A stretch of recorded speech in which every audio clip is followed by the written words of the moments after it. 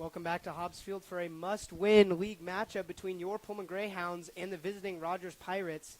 If the Greyhounds are able to take care of business tonight and defeat these Pirates, they're possibly going to be looking at a chance to run October and have a really good shot to go at a good position in this league. But the Pirates are certainly having something going for them right now and are not going to sit down easily. I'm Blake Dobbins, joined alongside Isaiah Bischoff, and we are super stoked to kick this one off, and a little bit of optimism in Pullman right now with this Hounds team after a big win against East Valley. Yeah, for sure. This is the time to really kick it into high gear now for the Hounds, and those games in the past haven't mattered as much, but I think this momentum now is a big swing and can really change the Hounds season, of course. With the win here, we could be looking at a potential district championship against most likely West Valley, the strongest team in the league. And yeah, I mean, this game might decide it all right here. Yeah, definitely the last major stumbling block based on the looks of it. The remaining schedule in terms of league for this Hounds team is this Rogers Pirates squad, who's coming into this game at 3-2 and 2-1 in league. And then North Central and Clarkston, who both have yet to get a league win and are really struggling in league right now, have kind of got kicked around. So both of those teams are definitely beatable with this Hounds team, but it's going to have to be the big test tonight that's going to show us who this team is going to be coming down the stretch and into October. We get ready to go just under 2 minutes until kickoff here. The student section really now starting to pile up. Hopefully get a good turnout for this one, as this could be the biggest game of the season for the Hounds for sure, if not potentially the district championship. But this right here is the turning point. With momentum, wind on your back right now, we'll see. Coming back home is a big deal. Winning on the road, coming back home, this is the chance for the Hounds to show what they're really about. And that will be mostly led by the big impact player, Nick Neville, who's been doing a lot of the heavy lifting for the Hounds, being a big explosive player at that running back position. And obviously when he gets out in space, no one's going to catch him. One of the fastest players the Hounds have ever seen. Yeah, I mean, how much can you say about Nick Neville and what he's done for this team? The running offense especially, I mean, it's probably the craziest stat line we've seen all year from this Hounds team as we get going here. Taking it out, the Pirates will get it first, and it is number 3, Warwick, on the return. So he will set up shop with the Pirates just short of the 30-yard line. But, yeah, in that East Valley game, they got the big win 29-6. And the biggest stat line in that game was the 29-6, and all done with 3 passes. 3 pass attempts in that entire game for the Hounds offense. They were almost entirely run and were still able to get it done against an East Valley team that has traditionally been not one of the stronger teams in the league, but has had some success, especially against teams like North Central, and Pullman was able to hand it to them. So coming in feeling pretty confident here. First play from scrimmage as we are getting ready to be underway. Number 5, Kobe Spurgeon, the quarterback, under center. This Pirates team not going to shy away from running the ball as well. They average just over 10 pass attempts a game, and you see the first give right away goes to number 23, Malik Fletcher. And he will pick up it. Malachi Fletcher carried it. That was a good tackle there. Almost thought Fletcher would get the stiff arm and be able to break up a big run to start off this game. But a good tackle by Walker, able to track him down and pull him down for for not as big of a game as potentially. Yeah, so second and short situation. Pirates love to put it on the ground. So do the Hounds.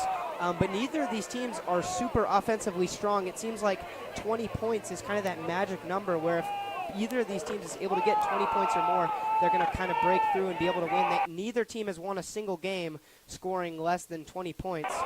So something to watch for there. Whichever team here is going to get their offense going and break through Alex Walker with is a big most tackle. likely going to be the team that's going to break away in this game and start to control the pace. 32 now is a gain of a couple. 2 runs so far, no pass attempts. We'll see how long it takes before they go to the air attack. Just over a minute expired And yeah, might expect a quick one here. So much running. A lot of clock's going to get chewed. It's going to come down to a few drives, most likely. A pitch play coming out the left side. That's Fletcher again, and he is stopped. So a 3 and out and a great play. Malachi Fletcher on the carry. Big tackle there by Neville just to get off that block and get a stop for a loss. 4th down for the Pirates now. Yeah, Neville's dividends paying, or his speed paying dividends on the defensive side of the ball for first, and Rogers will signal the punt just short of the 40-yard line. So a great stop by the Hounds defense, which we've honestly thought has been pretty solid all year. We've seen a lot of stuff that we've liked from this Hounds defense. It's been pretty stout, and it's the offense that's going to determine how this game ends up going. A very short punt, goes about 15 yards. No Hounds player makes the mistake of touching it, so a little bit of a Pirates roll, but great spot for the Hounds offense to set up, and it's going to come down to, are we going to see this team try to go to the air attack, or are they going to stick with the bread and butter that they kind of discovered in that last game and just kind of split the runs? Obviously, Nick Neville doing a lot of that work, but split between Neville, Leaina, and the quarterback Stewart all getting some action on the ground. Stewart had 2 rushing touchdowns of the 4 that they were able to collect in that game. So sharing the love, we'll see what kind of offensive sets they come out to here. 2 men in the backfield with Stewart on the first. And he gets the snap, and it is a handoff to Neville, able to bounce around a couple of tackles, breaks a guy, almost able to escape from a second. Nick Neville on the carry. The clutches of number 28, Sincere Paxer, is able to save a big run from Nick Neville right off the gate, but he is able to get a big pickup, and he will pick up the first down of the game for either team on the first play from scrimmage for the Hounds. Yeah, Nick Neville, obviously the most explosive player on the field. He gets out and bounces out to the edge and just barely dragged down. Otherwise, he would have been gone for a 1-play touchdown. But give to Neville again, being dragged for almost about 5 yards. Yeah, you see that pull from Big Boy, not a foot of fury, as there is a flag on the Nick Neville on the play. carry. Flag on the play. But not a pulling Neville forward, allow him to pick up a few if this call stands. We'll see what the officials have to say.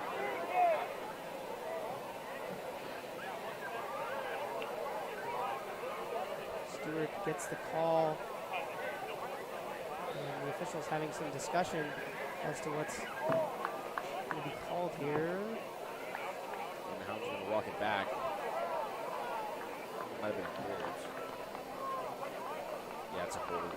And yeah, I'll set the Hounds back. Penalty on the Hounds. Repeat first down, 1st and 11. So the Hounds will be set back 5 yards from the spot of the foul. And so they will pick up 1st and 11. Not too much damage. They'll get to pretty much get a fresh set of downs here. We'll see where they go. Motion, and again they hand off to Neville, who just pushes forward. And he's going to pick up a few, about 4 or 5 on the carry. But he's able to get upfield. And if this Hounds offensive line is able to set the right blocks, it only takes 1 or 2 good blocks. Sanchez on the As you tackle see for the there, for Pirates. him to kind of sneak his way up the field, almost just slipping past the Now moving to defenders. Pirates territory. And so 2nd and 8, a short 2nd and 8 here. Yeah, I gotta love Neville's stance in the backfield with that Genty, Ashton Genty style of stance. Kind of upright when he takes the ball.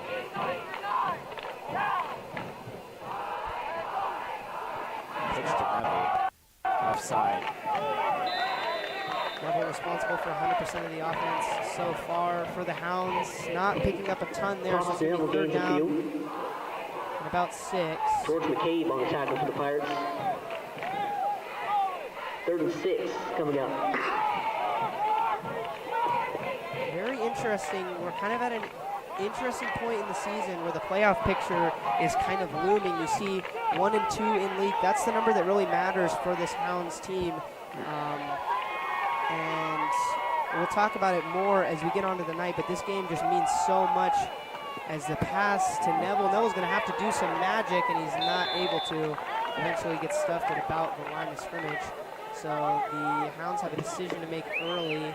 Neville gets back to the line of See scrimmage. if they will pin this Pirates team back, who didn't have much success on offense in their first drive, or if they will risk something here. It looks like Stewart's talking to his team. They might go for this. Gutsy call early. A lot of time left to play, but they are putting on the pressure, and we'll see if it pays off here. 4 out, a lone man in the backfield. Stewart takes a step back, so this might be a punt, and it will be. Yeah, we've seen them do that multiple times this season. Good call out there to notice that. And Connor Stewart on the punt. So one bounced out around the 27. Ball goes out of bounds at the 25-yard line. Pirates take back over. so the Pirates will set up shop back-to-back unsuccessful drives from both teams, but a little more promise out of Pullman there than the Pirates. But back to this playoff picture, Pullman, obviously we talked about really great schedule coming down the stretch. If they win this game, they have a great chance to win out. Then you get Rogers. Rogers, if they lose this game, is now a 2-loss team, and they're set up a little bit worse, as well as East Valley and Deer Park, who are the other 2 one-loss teams that this Pullman team is trying to fight. As snap and another pitch. This time, number 2, Jerry Allen getting the give. That's one of the guys you'll hear his name called. A lot of guys are going to share the love on this Rogers team, mostly Allen. Toss out right goes to Jerry Allen. Fletcher, we've seen Fletcher being used quite a bit, but 8 of 8 on the play. one of the main guys as well. Expect to see number 32's name called early in the game. But those other one-loss teams have to face West Valley. Pullman's already got their West Valley game out of the way, and West Valley's looking like a team that's going to be really hard to beat. So a lot of 2-loss teams possibly if the Hounds are able to win this game, and it sets up pretty interesting coming down late in the season. That's just why this game means so much more as we go into 2nd and 2 in the pistol formation here. Bit of motion. Another give. Big tackle. That was number 19, Gavin Ryan. Big Sophomore. Yeah, headhunter there from Gavin Ryan, just pile drives him to the ground, driving him back. No gain on the And he's play. able to stop him for no game. It looks like number 2, Jerry Allen, is possibly going to be able to cut back up that left side of the field and maybe have room to run, but Gavin Ryan just comes in and is able to do damage. Speaking of Gavin Ryan, he had the pick 6 last game against East Valley. A big play defensively, obviously, to propel the Hounds to their first win of the season. So we can expect to call his name a few more times in this one. Yeah, multiple interceptions so far for him this season. Definitely one of the more explosive guys on this defense. Tough spot, but it looks like Rogers is just barely going to be able to convert. We'll see where the call is. But that's Malik Fletcher again. With Malachi Fletcher up the middle.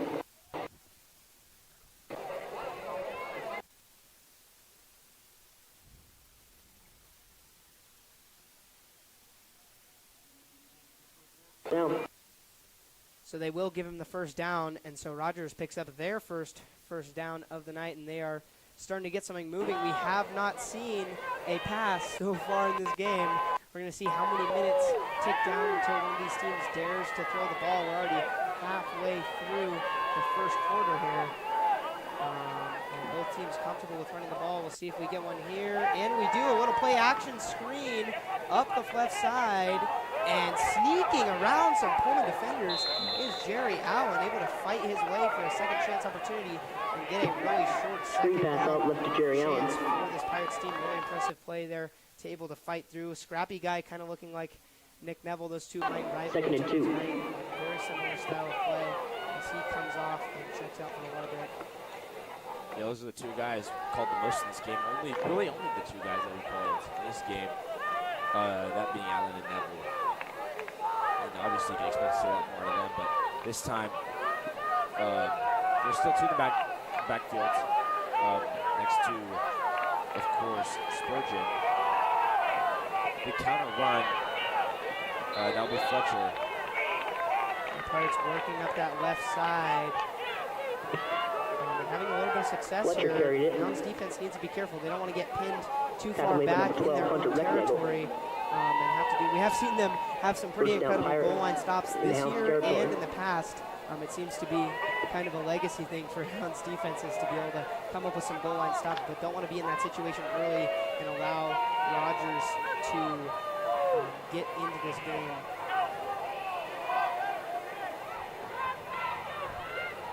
And kind of get into a groove. Another give. Tough running. Once again, that will be Fletcher.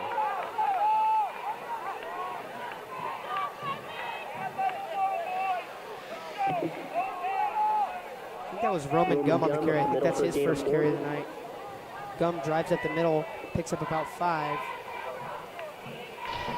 So 2nd and 6 chance for this Rogers team, who is coming off a loss against West Valley. So both these teams feeling very different coming into this game. Obviously, the West Valley game takes it out of you. The Hounds really did put up a good fight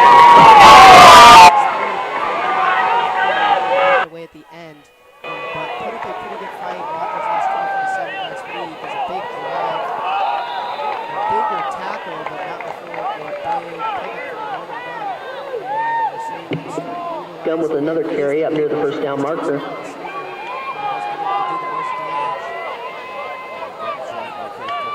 That'll be enough to move the chains. Everyone at a very fast pace. Based off the way he's running, things will stop. Yeah, mixing up these looks from this Pirates team seems to be really thrown off this Hounds defense a little bit. We see Gum going up the gut, a screen pass kind of throwing them off, and then some runs out onto the left side. So mixing up the looks just enough to fool this defense so far. Looking back to pass and an off target. Not enough arm on that one from Kobe Spurgeon. That one really didn't have a chance. Not enough air under that ball. That might be a little bit of a reason for why they don't throw the ball so much. That deep ball really didn't have much of a chance. It was more in the neighborhood of Von Holstad, the man in coverage there. Yeah, as you were saying earlier, this clock is definitely chewing pretty fast. Now about to reach 3 minutes left in this first quarter. Yeah, that was one of the first stoppages of time. Obviously, incomplete pass stopping time, but we haven't had anything like that. It's just been all rolling so far. Game started 13 minutes ago, and we've already killed 9 minutes of clock. So Spurgeon, a little bit of a trickery, and it's going to come out the left side. A couple fake handoffs, and he is going to step out of bounds. That was number 25, Marshawn George, coming in, sweeping around from the right side and taking that ball, a couple of fake handoffs, trying to trick this Hounds defense, but they get away relatively unscathed in a 3rd and long now situation for the Pirates. They're going to battle to keep this drive alive or just be forced to punt.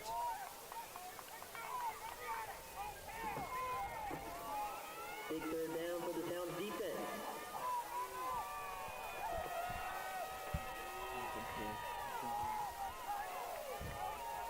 Spurgeon under center, man to his left and behind. Same look every single time from Rogers. And that'll be a false start. A lot of fingers being pointed more on the Hound side. It looks like they're pretty confident that this is a false start. This would hurt. This is a crucial penalty setting up a 3rd and 12. Yeah, and it's going to be a false start. Officials get an early jump, and that is going to hurt this team. 3rd and 12, especially with the lack of an opportunity to go long in the air, is really hard, especially in this spot for field position. And trying to rely on a 12-yard run play is just really tricky, quite a low percentage play. So we'll see what the Pirates are able to do, and if they're able to get close, maybe in that field position, they can get close to the 30 and try to go for 4-down territory here early on and put some pressure on. Spurgeon rolling, has pressure, able to dodge it, heaves it with all of his arm, and there is no man in the area. Holstad has some contact, and it looked like number 6, Jelani Kaba, fell down before the ball was even in his area. No penalty. There is a penalty in the backfield, not on that play. That one in the backfield, I think, is going to be roughing the passer. Yep, roughing the passer on that one. A little bit late. That's going to hurt this Hounds team. So back-to-back penalties. It's a first down as well. Yeah, ultimately favoring the Pirates. Roughing the passer penalty on the Greyhounds. Gives the Pirates a first down. Yeah, that's a big play in this one. In prime scoring position, or getting close to it at least.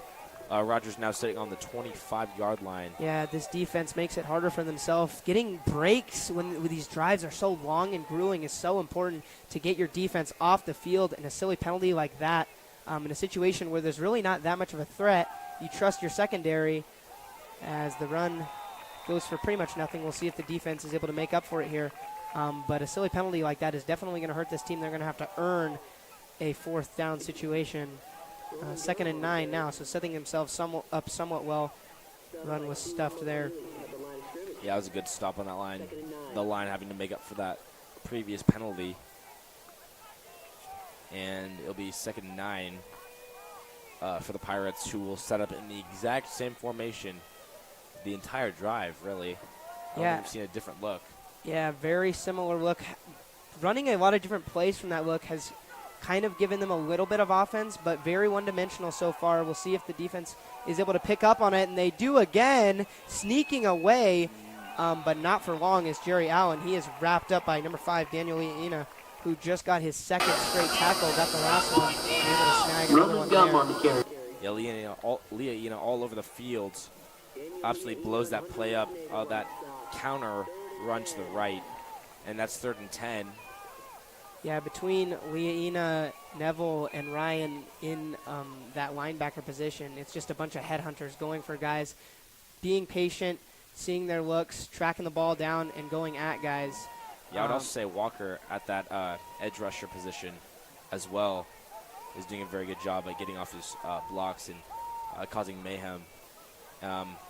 Spurgeon looking to throw, passes over the middle, dangerous ball. And we are really starting to see looks of why this Rogers team is not going to pass the ball very much, because very little success and little confidence from Spurgeon, not putting a lot on these balls and just kind of throwing them into no man's land. And that's going to put this Pirates team in a tough position. 4th and 10. We'll see what they elect to do. Yeah, he sailed it that time instead of a ball right in the dirt.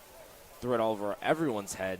No chance for anyone on that play, as they look like they're going to go for this on 4th and 10 in the red zone now. Yeah, interesting decision. Probably out of field goal range. And a punt's not really going to be able to do much here, so they just decide to give it a shot. Spurgeon again looking to throw. Has a man in the corner, and it's just bobbled away. There's a penalty. Yeah, that is a pass interference, but I really don't think so on that one.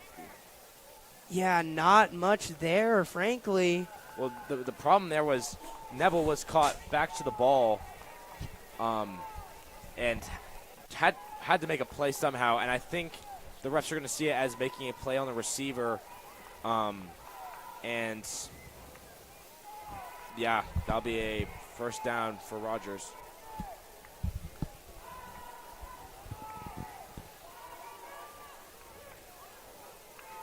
Yeah, I honestly thought that was great coverage. That's going to give them a bailout. The Pirates are going to get to keep this drive alive on 4th down on what was very little coverage. I mean, he basically just came up on him as the ball was there. Ball had been thrown, and a late penalty really is going to help this team and sway the momentum of this game. And just in a very long drive, looking more and more likely that they might be able to punch something in here. A little bit more of an emotion, and it's a give that time to Malachi Fletcher. Yeah, there's a couple things leading this drive on right now, but it's really impressive to see what this defense is doing. They are really starting to get a handle for what the Pirates are trying to attack. Little motion plays and driving up either side, and they are just all over it right now. It's just been a couple penalties that have bailed them out, but they're doing a great job right now.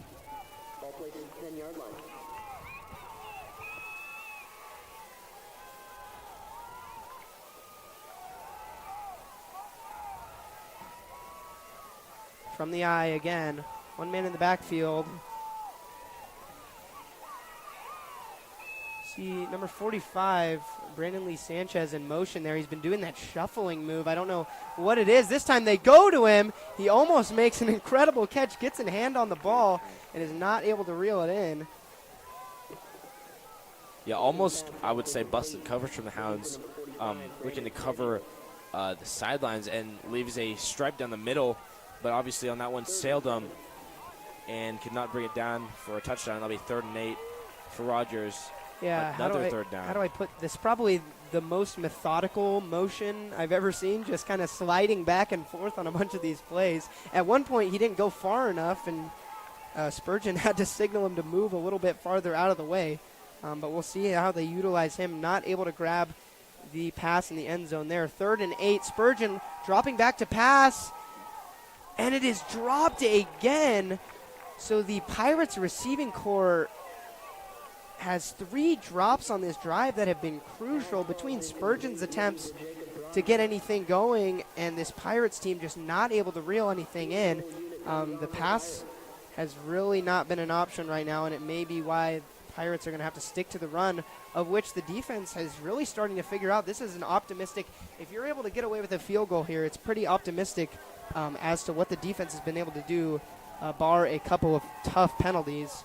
We'll see if they're able to knock it through. I would say on that one, this is a very good ball from Spurgeon and a very good route, just the hands. And it looked like there was almost a block kick, but it was no good. And the Hounds will take over. Hounds really lucky to get away with that one. Kicker misses wide right, and a great stand from the Hounds. They will get away unscathed. So 1 quarter almost of action through, and still nothing on the board. The Hounds will get their second opportunity of the night. Offense takes back over at the 10-yard line.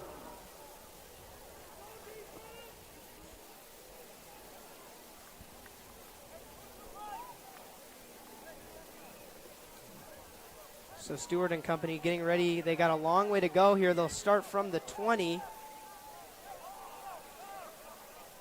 And we'll see if they throw their first pass of the game. We're waiting for it, but it might be the Nick Neville show for another drive.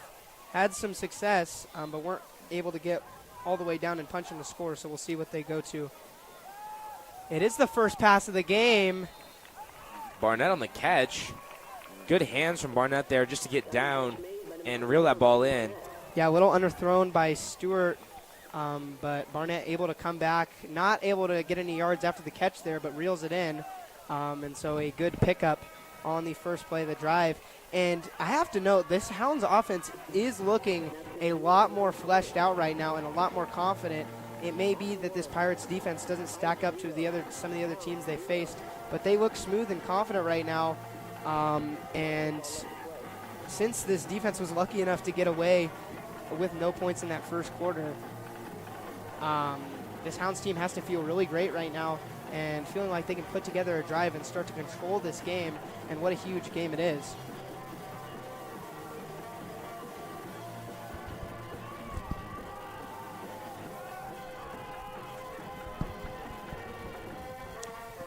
So we are through one here, and a quick one it was. Only took about 20 minutes to get through it.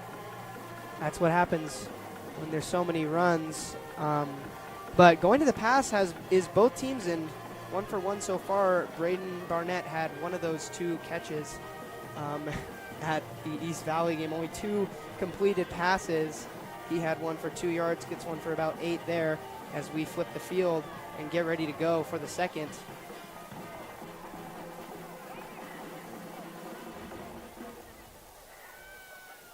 It's interesting looking at this team's. Obviously, we love to play the comparison game. Obviously, the matchup is not directly 1-to-1. But both these teams lost to West Valley in a very similar fashion. They match up pretty well. And Rogers was only able to beat North Central by 2 scores, which is interesting because East Valley kind of destroyed North Central and Pullman destroyed East Valley. So it's interesting how stuff works like that. Obviously, you can draw crazy chains throughout football and see who beat who, but it is interesting to look at. Explosive is Nick Neville up the middle. You just see him move so quickly and get downhill, head of steam, and he's able to drive through for about 7. And the balance that they're striking right now between the run and the pass is looking very optimistic. We'll see if they're able to continue this, but if they're able to put together a long drive right now, it's got to take some of the soul out of this Pirates team, who knows that this defense has kind of got their number and they haven't really had the answer unless they're able to kind of start picking up a few passes and stop dropping the ball.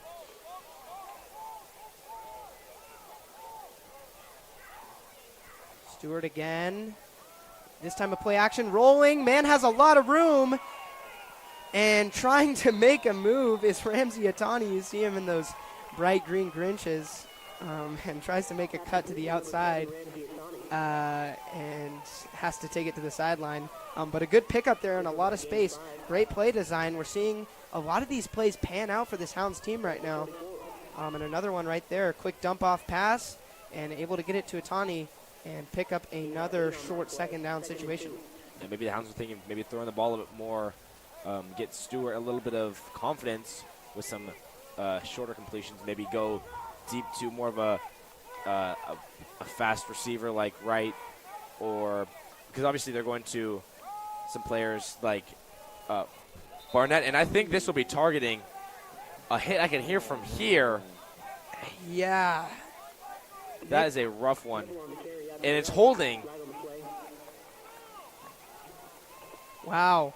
I agree with you there. That looked like a huge hit right to the head. Obviously, Neville able to get up, but the fact that they're going to call holding with such a big hit like that is just incredible.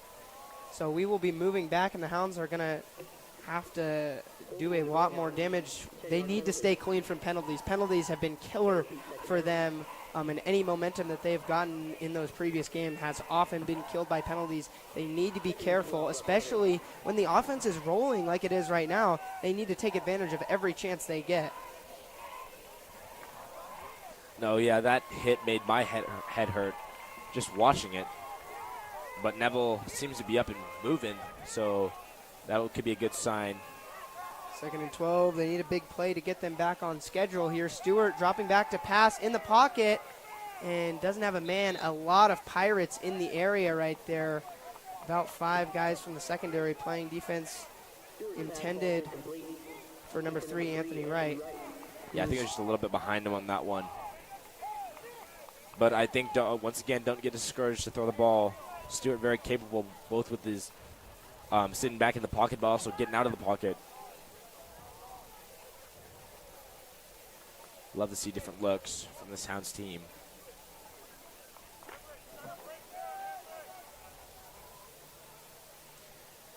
Hounds showing some pass. It's interesting. I was talking to a lot of the guys before the game. They were unsure what the play calling is going to look like because that ball's deflected. Trouble. Luckily, number 52 of the Pirates, Damian Shaw, is not able to come away with that one. It batted into the air. It was up there for what seemed like forever. And lucky for the Hounds, was able to touch grass, but it is going to be a 4th down anyway. But as I was saying, Jerry Allen back to receive for the Pirates.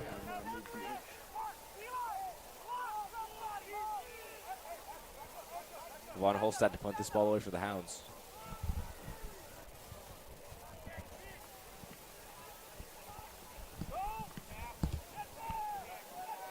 Pretty good punt there. Recovered by Allen, who's breaking tackles and finally tackled now at their 34-yard line. as I was saying, yeah, we were talking to a lot of the guys before the game on this Greyhounds team, and they were unsure of what the play calling was going to look like and if they were going to go pretty much all run again like they did last week against East Valley, or if they were going to mix in some passes. It looks like they are favoring for the latter. We'll probably get to see that on future drives, but it is now the Pirates' chance to break it open here and see if they can get the first score, which feels like it's going to be so crucial. Both these teams relatively low scoring, and every score is going to be so important.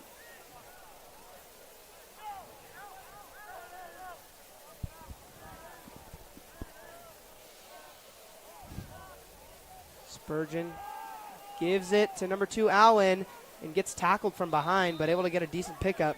And so they will start with a good positive play. Allen leading the charge so far for the Pirates. We thought Roman Gum was going to be the main guy, but Allen looking good so far, able to make a lot of moves and work up the side of the field. Very shifty guy from what we've seen so far. So we'll see if they stick to him as their main guy to lean on here.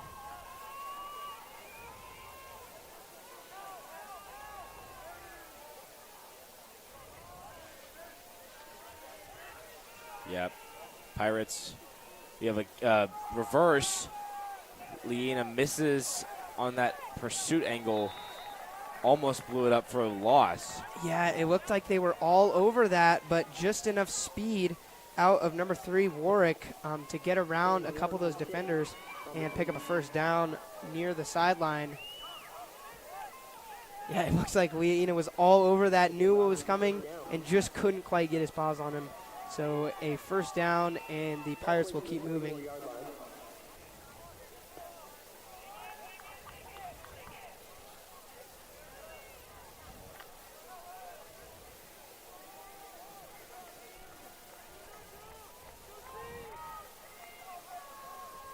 Spurgeon again with 2 men in his backfield. No other looks for this Pirates team. Spurgeon takes and gives, and blown up. Yeah, that's crucial. It seems like, especially those plays up the middle, this Hounds defense is dominating the line of scrimmage right now. We've seen them go up the side, and that's had a lot more success. Bad play call there to give it right down the middle, and the Pirates will take a loss as there's a player down for the Pirates. He will get a 10-2, and we'll be right back.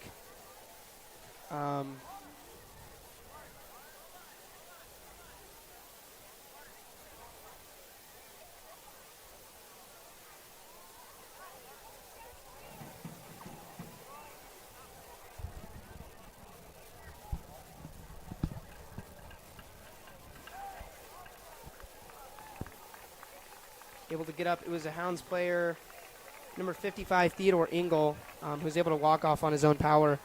So good to see him get off the field, favoring that left leg a little bit. But we'll see.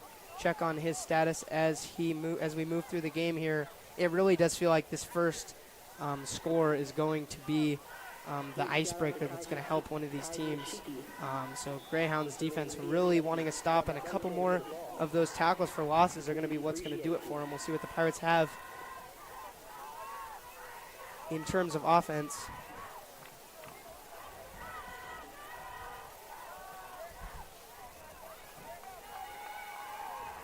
Three in the backfield, that same set. It's interesting. They really, outside of that motion play, are just running from here. This time Spurgeon dropping back to pass. Hasn't had much success so far. This time has his man and just overthrows him.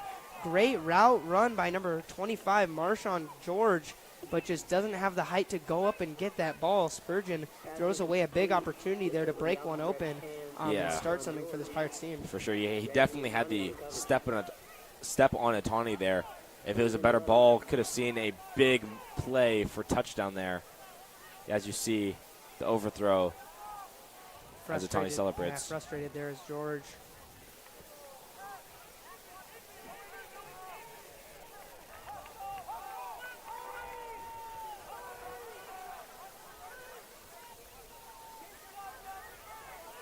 Spurgeon this time only has one man in his backfield. And he's going to go to pass. Second time in a row, and in and out of the hands. Nearly intercepted. That's number 12, Hunter Recknagel. Great coverage. Receiver really had no chance. It feels like Spurgeon just doesn't have the vision right now to go to a guy that's open or not. He's throwing some balls up. Sometimes they're open, sometimes they're not. When they're open, they're dropping it, and it's just a bad combination right now for the Pirates, and they're most likely going to punt this ball away, 4th and 11. Yeah, it was not a good ball there. Almost lofted it, and that's not the look you're looking for on those quick out routes. You're looking for a fast ball right to the outside. Don't give that DB a chance, but on that one, Hunter Recknagel was the one really given the chance. Almost a block punt there. Line drive, bobbled by Holstad, but he's able to get the corner. We'll see how far he can go, and he's going to sneak out at the 47, hit after the play, and there is going to be a penalty. So that's going to tack on a late hit from the Pirates, and Holstad's going to get his team past midfield in the short field for the Hounds to work with. Feeling confident going into their third drive here and trying to get something to work. And it is going to be a late hit. Ball's going to move into Rogers' territory.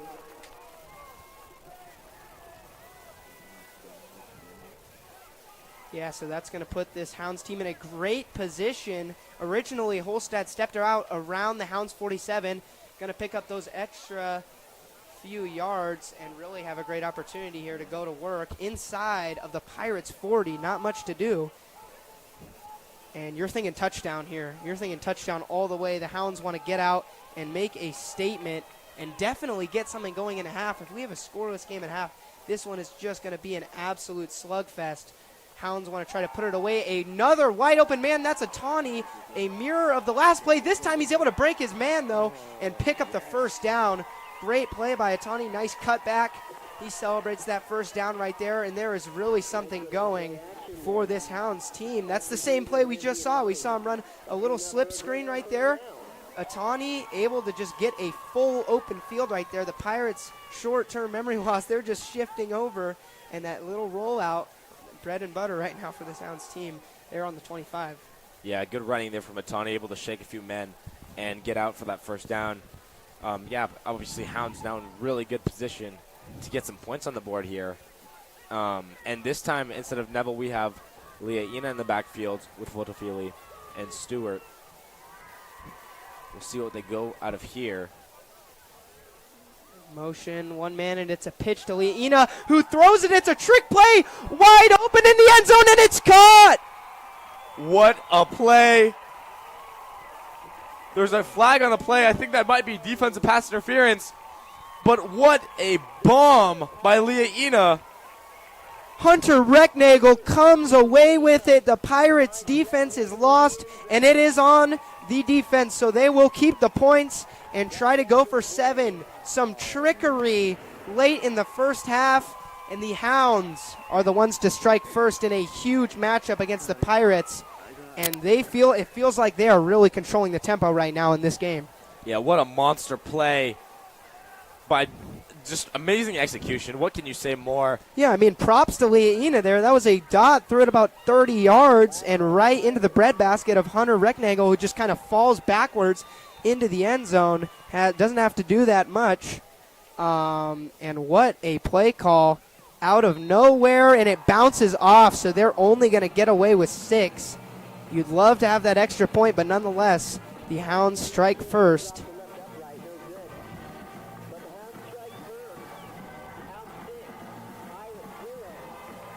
Yeah, what a nuclear play there. Ball over top. As you see, the fans are really into this one.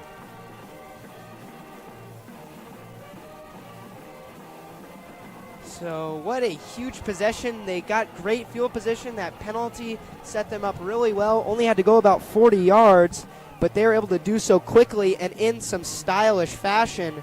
Hounds are on the board 6-0, and the Pirates are possibly going to struggle to answer here based on what we've seen from their offense so far.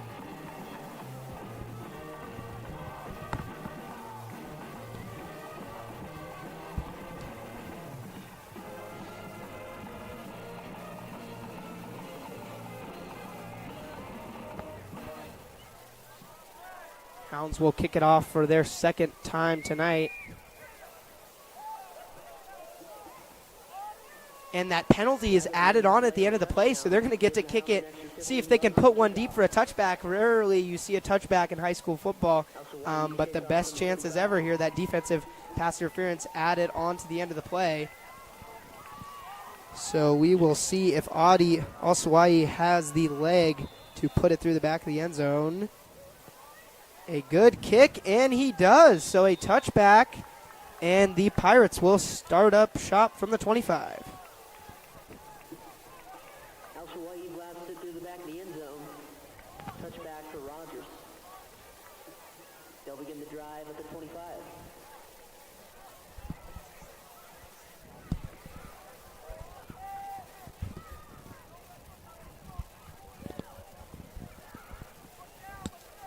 Pirates looking to get something going. They're going to have to put together a pretty impressive drive here. Hounds defense feeling confident. You see Hunter Recknagel clapping towards the crowd, already excited here, and the momentum feels like it's in their way. This Hounds team really is a momentum team. It almost feels like more than any other player. And there's a big hit. Proof of that momentum blown up by Theodore Engel, who just came off the field limping, comes in and gets a big hit for his team. That's a tackle for a loss of about 3 and a long second down. You see him just rush through, missed assignment, absolutely. And number 23, Fletcher, really doesn't even have a chance to do anything there. Great play from Theodore Engel coming off that little twitch there on his leg. Yeah, this time one more in the backfield with Spurgeon.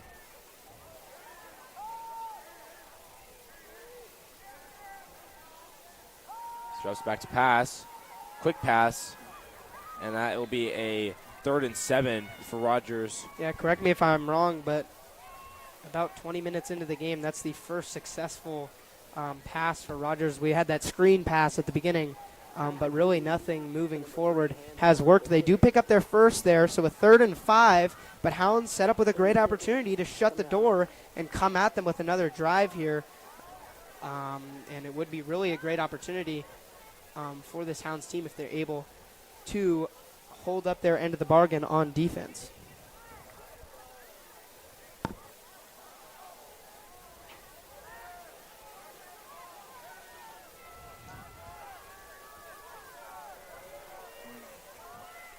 Bunch set from Rogers, a different look this time.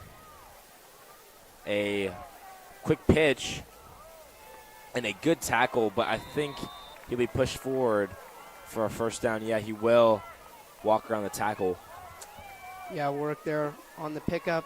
Malachi Fletcher carried it. Or Fletcher, sorry, on the carry. He's able to get his rest. He'll come off the field.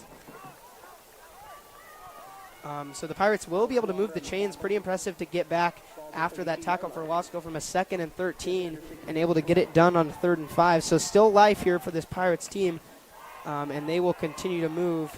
Pirates 2-1 have wins against Clarkson and North Central, who's actually who the Hounds have to face in this last 2 weeks of league play. So kind of reverse schedules as another screen pass and quickly able to move up the field.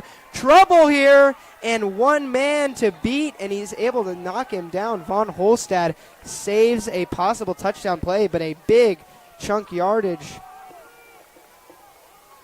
play there. Number 3, Warwick, able to get it in the flat and turn on the Jets for about 25. 1st and 10 from the 41. Von Halstead on the tackle.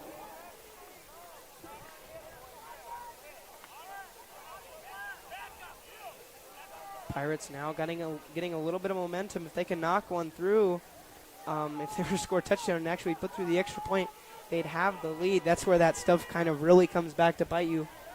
So we'll see if that has any implications. But they are moving here, and we'll see if they continue to do so. Handoff sneaky to Warwick, and he's able to work up the side. We'll see where he marks him, but another good pickup, and the Pirates are rolling. Yeah, this Rogers drive is looking a lot better. A lot more energy, a lot more life on these run plays, and obviously completing a pass is a big thing as well. We'll see where this one goes towards the end of it. Let's see if the Hounds defense can get a big stop here. So it is 2nd and 5, just under 5 minutes now till we go to half.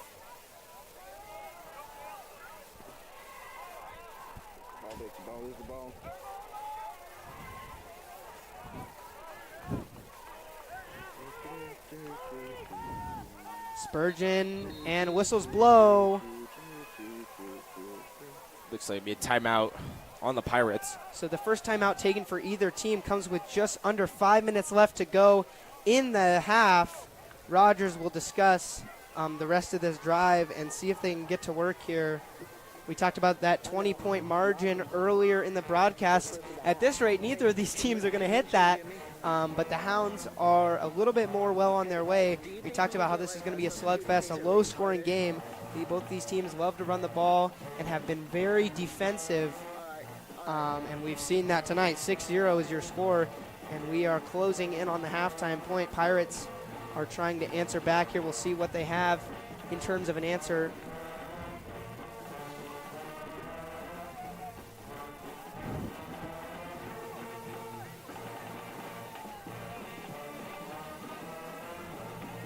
Spurgeon and his squad get back out there.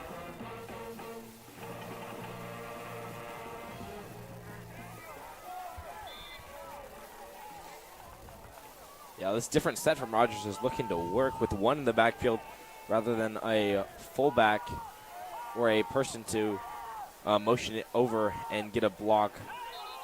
And it's a false start, and we'll make it 2nd and 10. Penalties hurting both of these teams and have played a crucial role in the state of this game so far. It's going to be 2nd and 10. They're going to pick up their second false start. So some early movement and a little bit of miscommunication from the Pirates. Sloppy penalty leads to a lot harder of a situation. In a situation where they just called a timeout, you call a timeout, you're basically choosing to kill your momentum a little bit anyway, and then you add that penalty on top.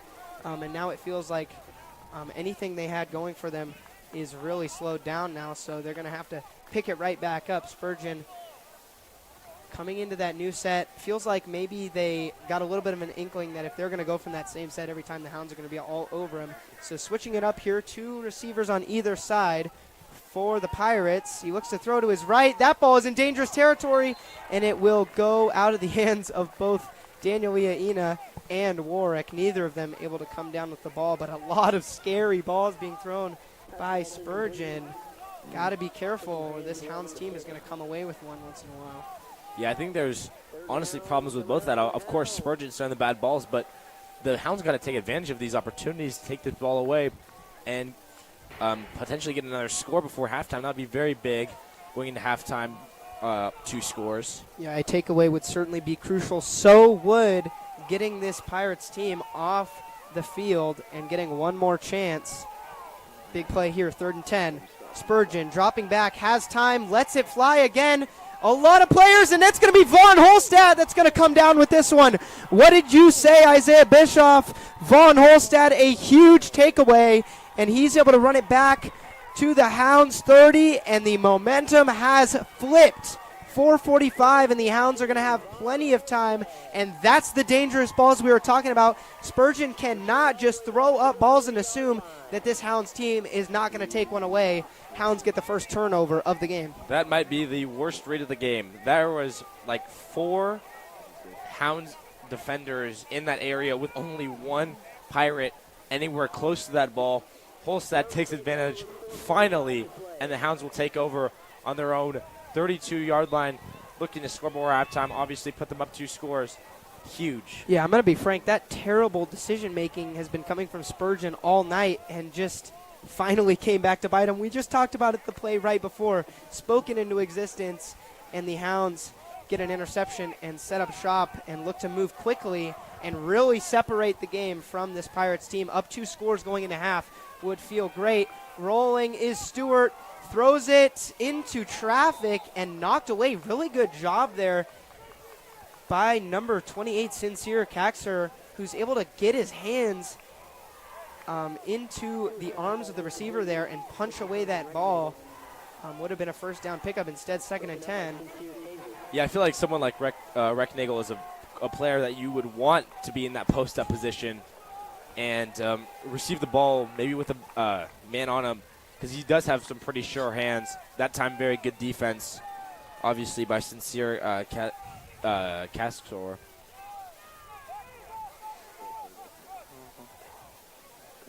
Man drops back for the Pirates. Another pitch play. Leina has a couple guys in pursuit, able to make a move, and a penalty is going to come in. Rogers, man, signals as if it was on him. That's George McCabe IV. We'll see if it is on the defense. This would really help out the Hounds and get their drive moving. We'll see what it is from the officials in a moment, and it's going to be a holding call on the offense instead.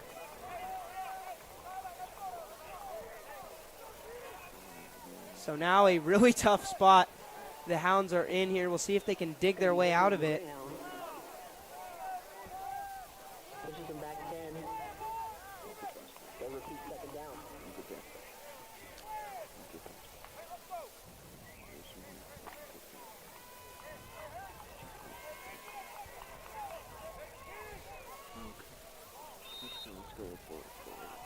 Stewart looking to get his team back on schedule. 2nd and 15.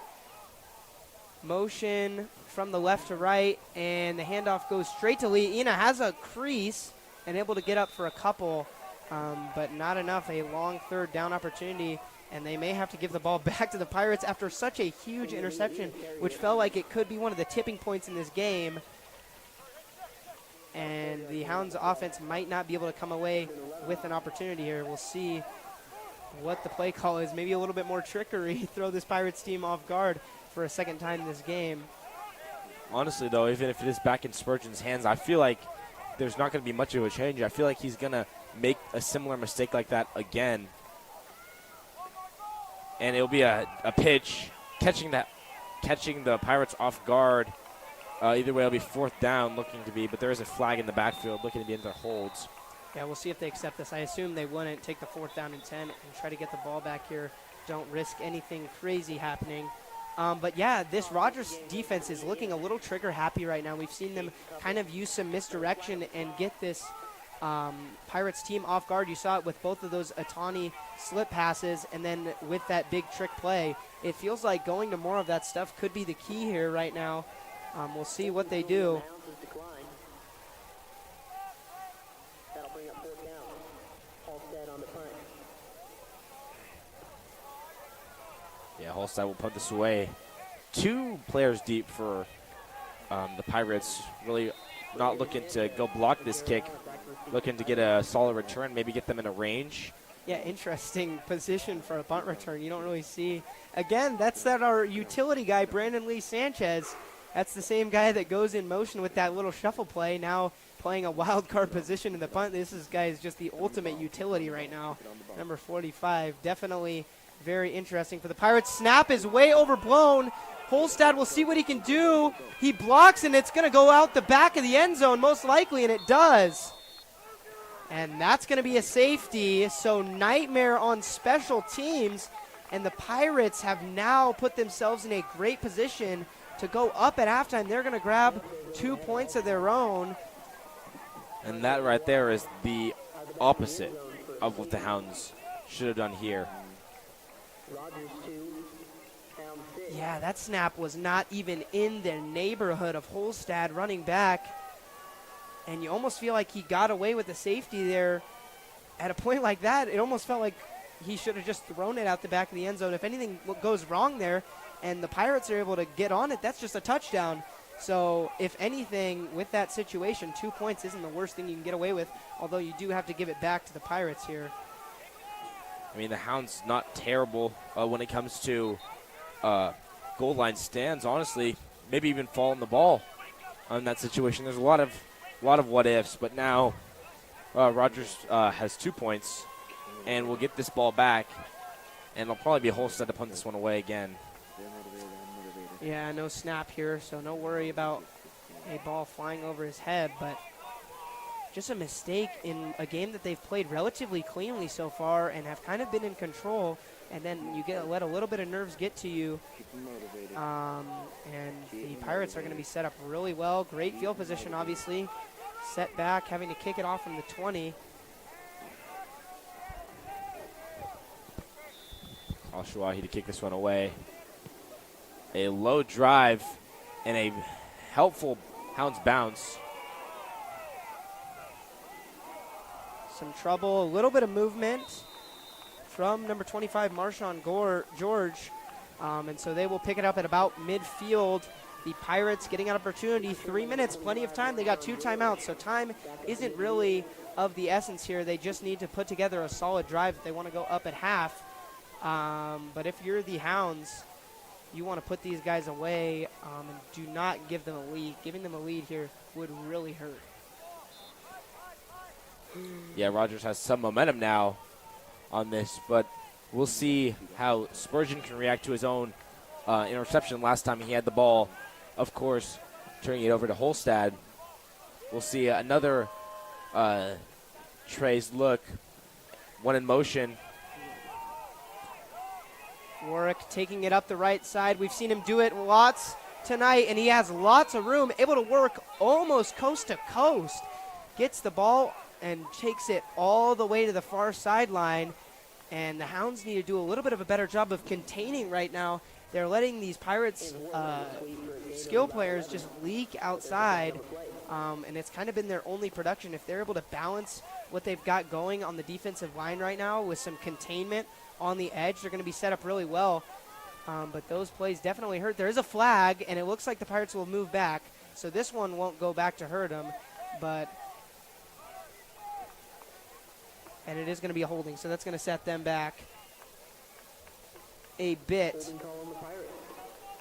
Both these teams shooting themselves in the foot a little bit, helping each other out. Pirates now set up pretty poorly, about a 1st and 16 as we come closer and closer to the end of this half. Sturgeon lets it fly in the flat, and again a man with a lot of room makes a cut, and the second man's able to bring him down. That's Fletcher getting his fair share, and he's able to work up a little bit, but that ball was thrown so far behind the line of scrimmage that what looked like a decent gain is actually only 1 yard. That's a long, hard-earned 1 yard for the Pirates, and they're going to have to deal with 2nd and 15 now. Second down and 14 from 45. Yeah, Rogers kind of letting this clock run a little bit. Hounds would love to get off the field here.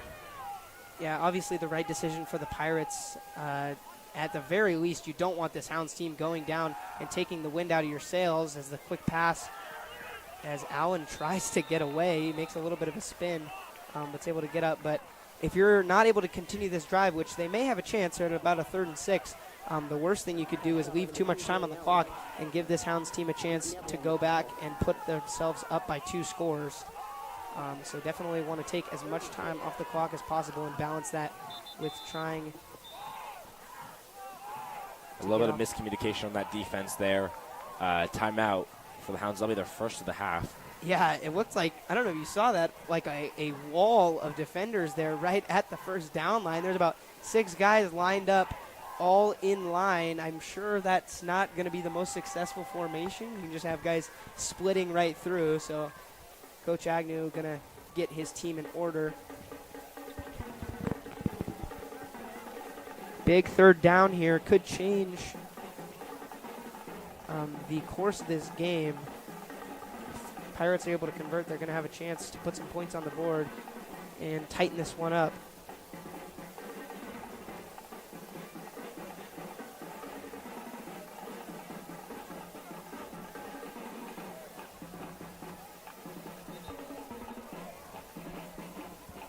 Teams heading back out there. 1:42 left to play.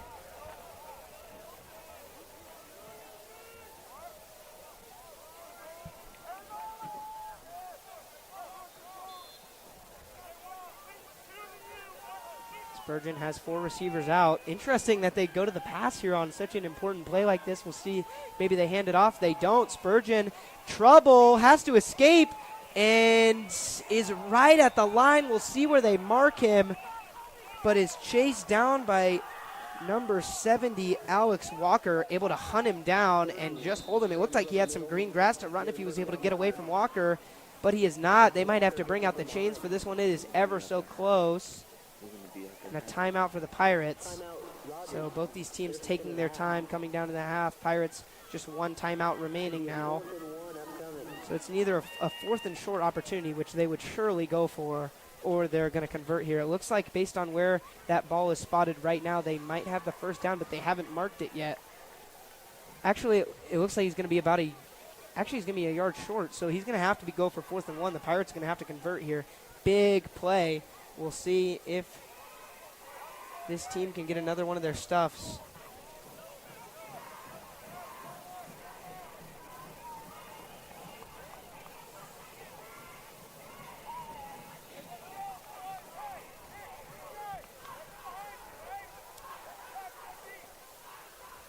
Wonder what the play here will be for Rogers if they just try to get that get that 1st down and then go back immediately, no huddle, and get a 2nd play called, or if they go for a longer shot here.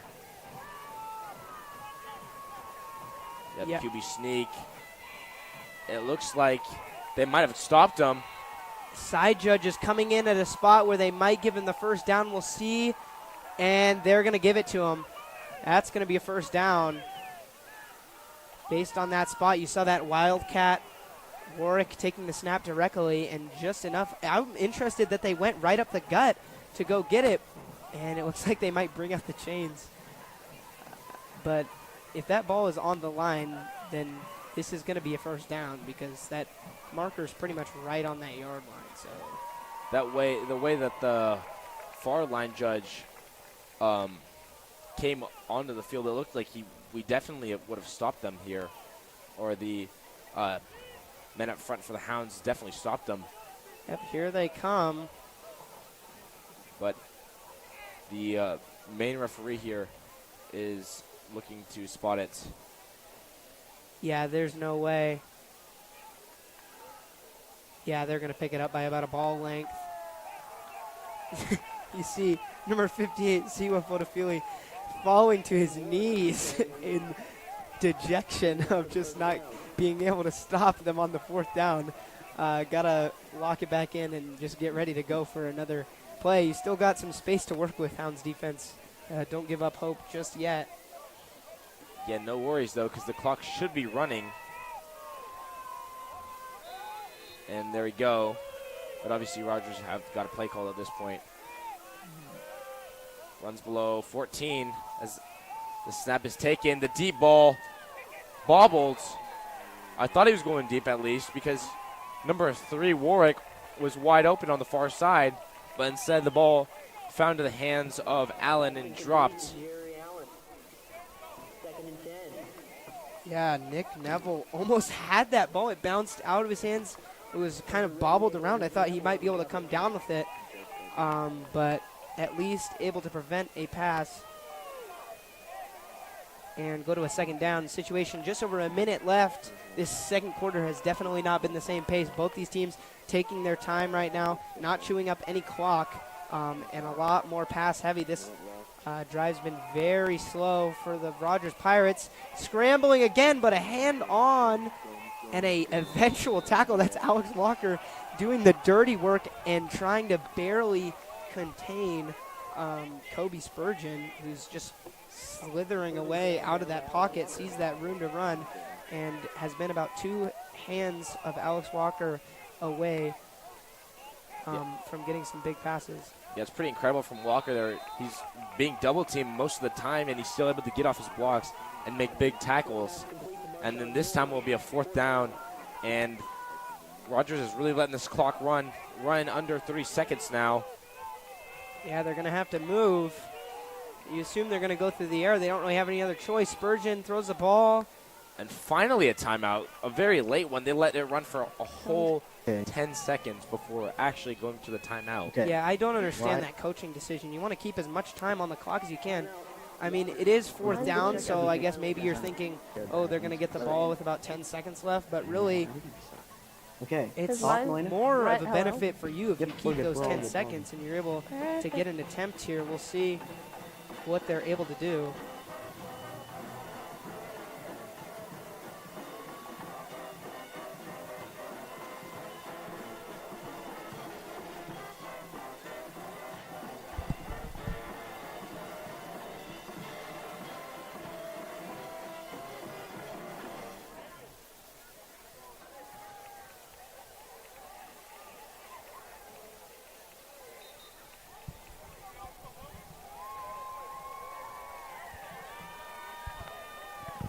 A lot of timeouts, a lot of discussions here on this set of downs.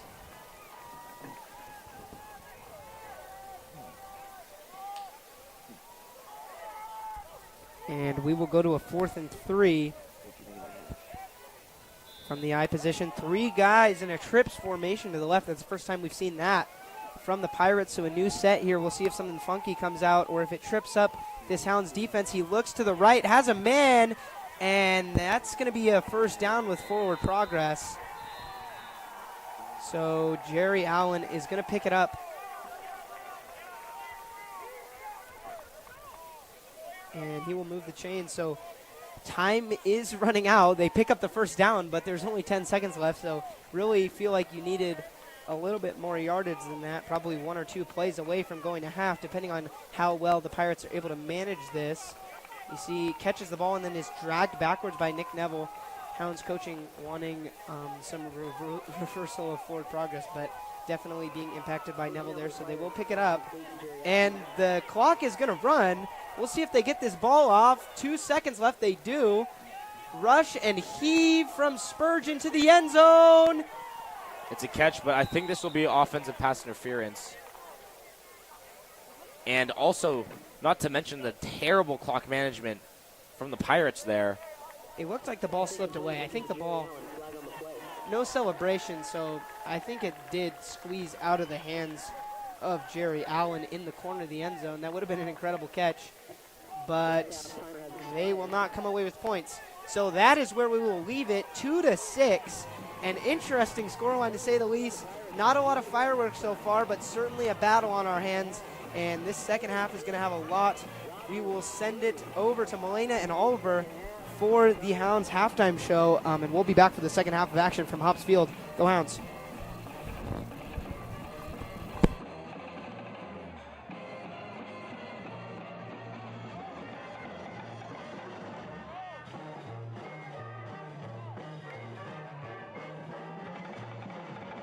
Would it be okay for me to change my battery?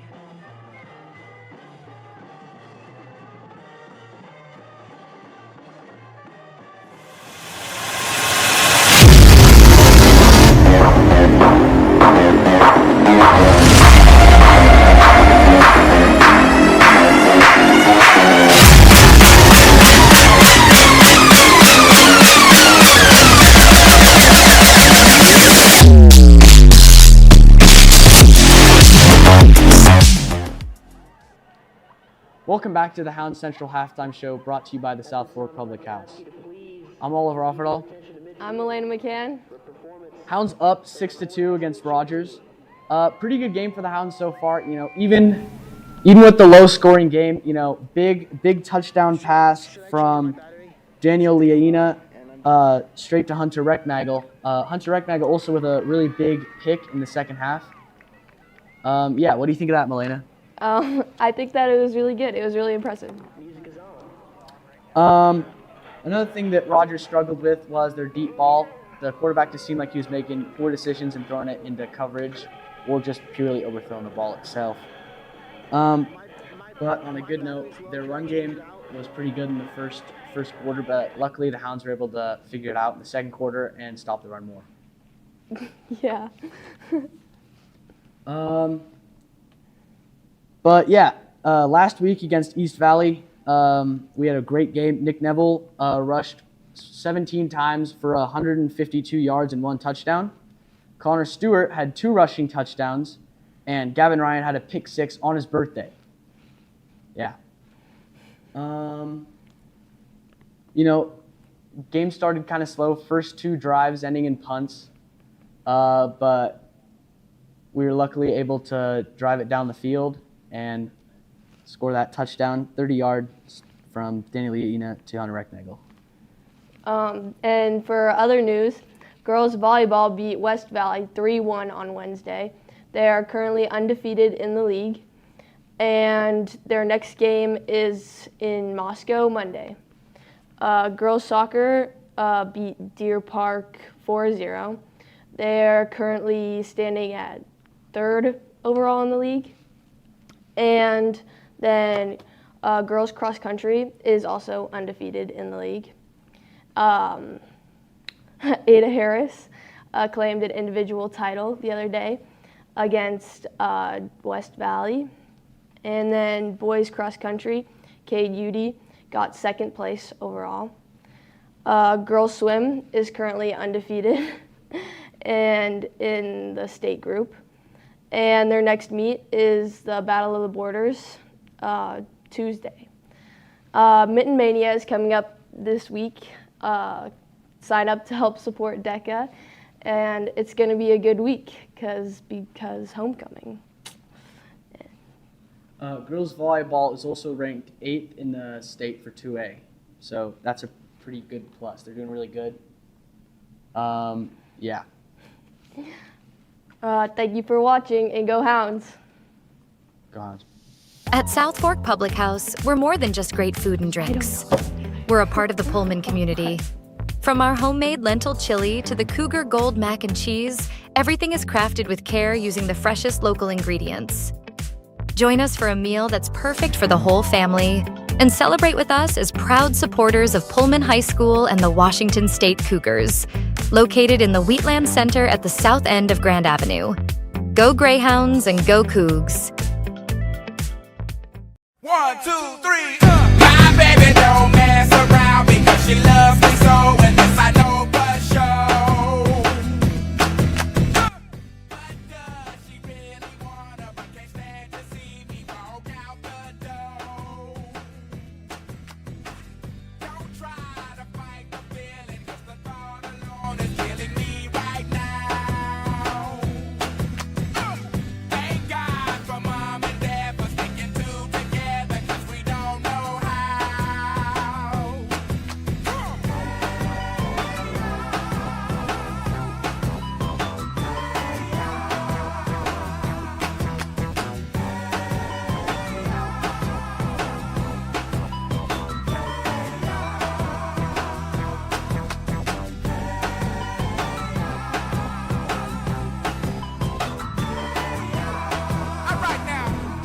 All right now, fellas. Yeah. Now what's cooler than being cool? Ice cold. I can't hear you. I say what's cooler than being cool? Ice cold. All right. Okay, now ladies. Yeah.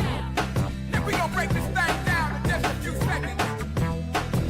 Now don't have me break this thing down for nothing. Now I wanna see y'all on y'all baddest behavior. Lend me some sugar. I am your neighbor. Here we go. Having trouble trying to sleep. I'm counting sheep but running out.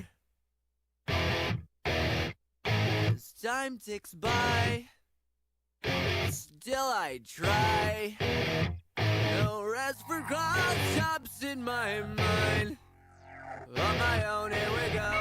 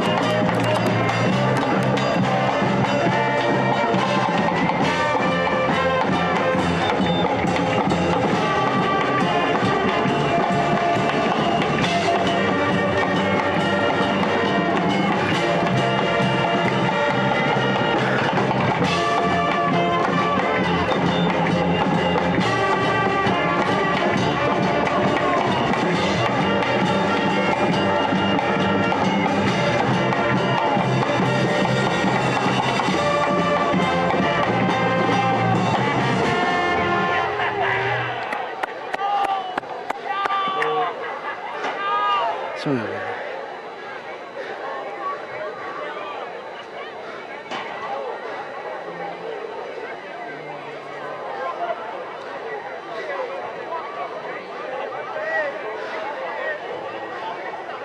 Oh my God, you can. Oh, that is revolutionary. Oh, thank you, Mr. Roger.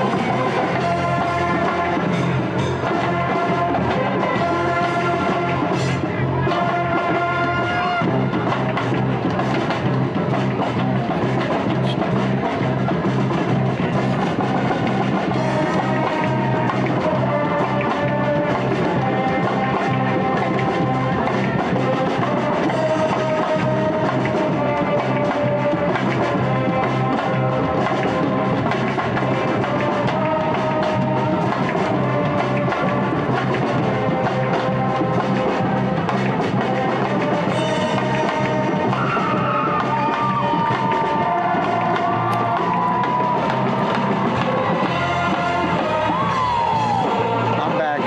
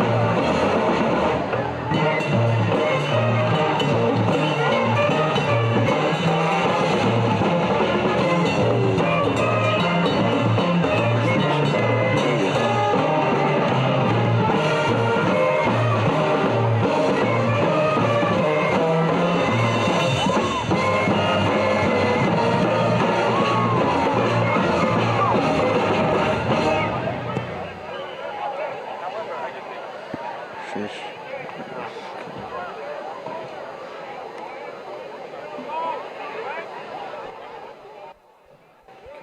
Hey, one more and then move them past.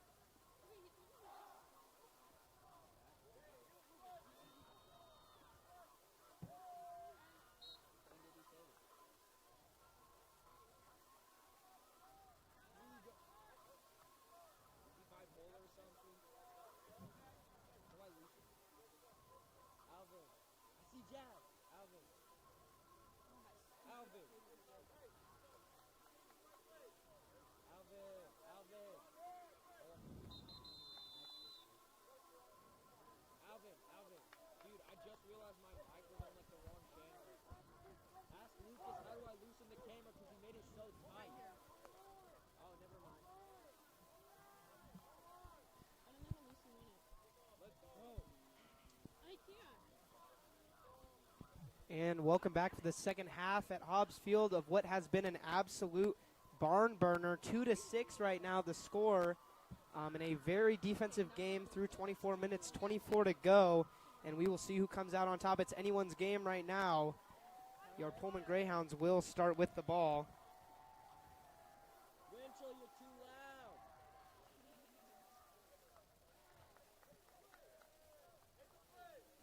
loud. A really interesting first half. Hounds were able to strike and put 6 on the board. Weren't able to punch through an extra point. And no other successful drives. Pirates, you see that 2 there. A special teams error led to that one. A blown punt went way over Von Holstad's head. Anthony Wright and Nick Neville back to receive kick. And that led to the ball bouncing out the back of the end zone.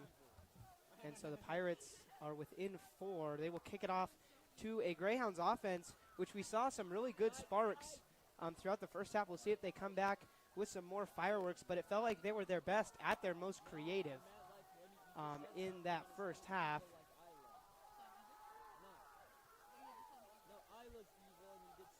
Kicker is really close to the ball right now. It looks like there might be some trickery here. Something to watch. Yeah, looks to be an onside kick to the right side. No, that won't. Normal kick. Interesting. Just a really short run up. Fielded by Wright. We'll take it out to this right side. And has space. Jumps over one. And then finally tackled at the 40-yard line. Good return. Yeah, great return to start off this second half for this Hounds team. Hounds put some new looks in. Obviously, we talked about at the beginning of the broadcast how last game they really didn't go to the passing game at all. A little more balanced today, and working through some things with this offense, trying to get it rolling. And we'll see if they continue to do so in this second half. They're going to need probably 1 or 2 more scores to get away with this game. It doesn't feel like the Pirates are going to go down quietly. Obviously, the defense doing all that they can, but it's a matter of time before someone breaks through here. And the Hounds would love to do on the first drive. Stewart under center of motion. Gets the snap and goes up with Nick Neville. This is what we saw at the beginning of the first half, and we see a lot more of it in the second. A handoff right down the middle. Neville is pushed just forward enough. And he will pick up a gain of 5 to start off this Hounds drive. Honestly, they kind of shied away from using Neville a little bit at the end of that first half and had a little bit less success. They need to rely on him to a certain extent. He's got the speed and has just been really successful. There hasn't been many times where he's been bottled up, and it feels like he can continue to be a go-to guy and do damage to this Pirates team. Yeah, it's more like for the Hounds. Oh, it's a broken off run. Oh, big tackle there. Almost a touchdown. Good tackle by Joey Rock. Yeah, just a trip of the ankle away from taking that all the way. It felt like he was so close. And that was really just one good block, and there he goes. And he's able to pick up a big gain. And excuse me, that was not Joey Rock. Instead, that was George McCabe on that one. But yeah, I'm interested to why the Hounds don't go for more of a mix of the two rather than going full one and then a full other. Neville again, swallowed up. I literally did not touch that. Winchell probably came over and changed it on his own. Neville carried it. So Neville gets the Hounds a few, or about 1, I should say. So 2nd and 9. Hounds moving quickly here. A couple of big runs from Nick Neville. We'll see if they go back to the bread and butter and try to get something going. But a couple of really impressive runs that kind of play to his strengths. We saw he came in originally after a Leah Ina injury. They weren't really using him very heavily in the first few games, which was possibly a mistake. Had some ball security issues as that ball is nearly dropped, but secured. It's number 24, Braden Barnett, with his second catch of the night, able to hold on there and get to a more reasonable third down situation. But yeah, Neville had a couple of ball security issues. They worked with him in the week before. That hasn't really been as much of a problem. And he's been good to go and producing a lot for this offense, making it a lot more varied and opening up a bunch of different elements for this team to kind of access and be less of a one-dimensional squad. Yeah, out of that halftime, I'm not sure if you guys saw, but the Hounds sideline always on their knee, and Coach Agnew was telling them, hey, look at Rogers' body language. This is your time to attack. This is your time to put your foot on the gas, and it's exactly what we're seeing right now with Stewart overthrowing the pass there, 2 flags down. Yeah, what a laundry. We'll see what the officials come up with here. But a great opportunity here, if this is on the defense, to really get something going, drive in close. They have been known to kick a couple field goals. Adi Alswai is definitely not a stranger to poking a couple in. So that is an opportunity, but they're going to have to get a lot closer. And a defensive penalty would help them out here. We'll see who this is on. Yeah, the way the Hounds are attacking with so much more energy than Rogers, they don't know how to cope at this point. And it looks like it'd be flags on them. And it will be. Yeah, defensive holding, so that's going to hurt 3rd and 5. They overthrow the pass. It would have been a 4th down. Instead, they are going to pick up a fresh set of downs. The chains will move.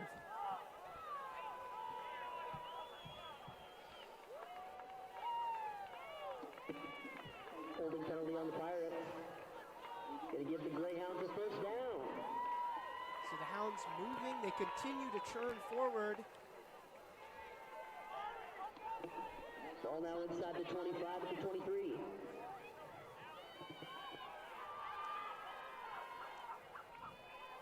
Stewart, some movement, and another penalty, 2 back-to-back.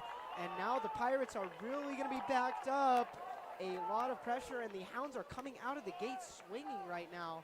And it feels like the energy's on their side. Yeah, you were talking about Coach Agnew telling them this is their game to win right now. It looks like they know that, and they are going to put together, if they can finish this, a crucial drive. We'll see what the result is, but so far, great signs, and great energy coming out of the locker room. Great job for the coaching staff, getting them in order and telling them that this is their game to win. Not only is this their game to win, but it's the game that they need to win right now to keep their season on track. Starting off 1-4, obviously a couple of non-league games that don't hurt as bad, and more serve as learning lessons as Stewart throws a little fade pass and is held up and not going to be able to get there in time. That's Barnett on the route. Yeah, Barnett, good jam there by the corner. Able to get Braden Barnett off just a little bit, and a little bit of an overthrow as well from Stewart. Yeah, not too much damage there. Honestly, good choice. Maybe go for a shot there. 1st and 5. You got a little bit of room to work with.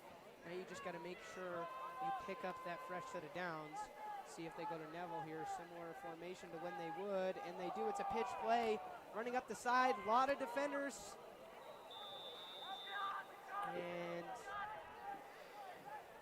a wall of Pirates is able to finally take down Neville. That's about the only thing he can not sneak through. It's about 10 combined Hounds and Pirates players just blobbing up right there. He's not able to work around it. So 3rd and 5, no gain on the play. And Stewart in a crucial position. He's trying to get his team over the line here. Probably still in a little bit of dangerous territory for a field goal. This might be 4th down territory for the Hounds. Still pinning back the Pirates if they're not able to get it here. So a little bit of room to work with, but need to get something going here. 4 receivers out, and a timeout is called by the Hounds. So they will get some more time to talk it over. This would be about a 35 if they don't move here on this one. We'll see. I assume they will try to kick it, but also Al-Shirahi has missed the PAT in this one. So I'm not sure really what's going to happen when it comes down, if it does come down to a 4th down. Yeah, it'll be interesting what the decision is there. Obviously, you kick a field goal, you go up 7, so that does have some merit to it. But getting up 2 scores would definitely hurt, especially with the relative lack of offense we saw from the Pirates. We saw one big drive end in a missed field goal. The Hounds were able to hang tough enough to stay scoreless, and really nothing else from this Pirates team. They really haven't been able to get much going in the form of a drive. So a big play coming up. Major implications. Every play has a lot of impact on how the rest of the season goes for the Hounds here. And there's a combination. You got to feel the pressure, but you got to be able to perform to your best here. And this Hounds team is definitely up against the wall right now, and they're trying to push through and get something on the board and really hurt this Pirates team. We'll see what they have. 3rd and 5. Stewart under center, man to his right and behind him. That's Nick Neville. Breaks from the snap and goes. Neville trying to work through the line, has a seam. He's going to pick up a couple, but it's certainly not going to be enough for a first down. So now it is decision time for the Hounds. Nick Neville up the middle for a couple. Brings up 4th down. 4th and 3. Stop So made by Mikey definitely a Griffin. manageable situation, and it looks like Stewart's going to get a play call. Maybe a fast out or maybe a post up from someone like Barnett or someone like Recknagel with very sure hands. Or another boot pass to Otani like we've seen multiple times before. Wouldn't be surprised with any of those options. Yeah, also wouldn't be surprised for a run. Honestly, the Hounds are keeping me guessing right now. They don't give it to Neville. Instead, Stewart rolls out, trying to find some space, and it looks like he'll get it.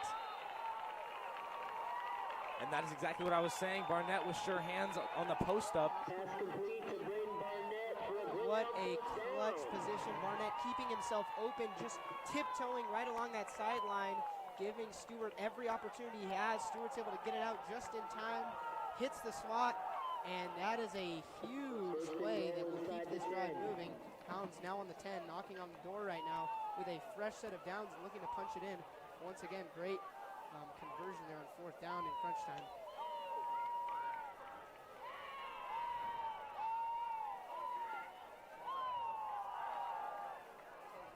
Handoff, not going to get much. Pirates doing a little better job coming down the edge of this drive as a Pirates defender runs away with the ball, but the whistle is blown dead.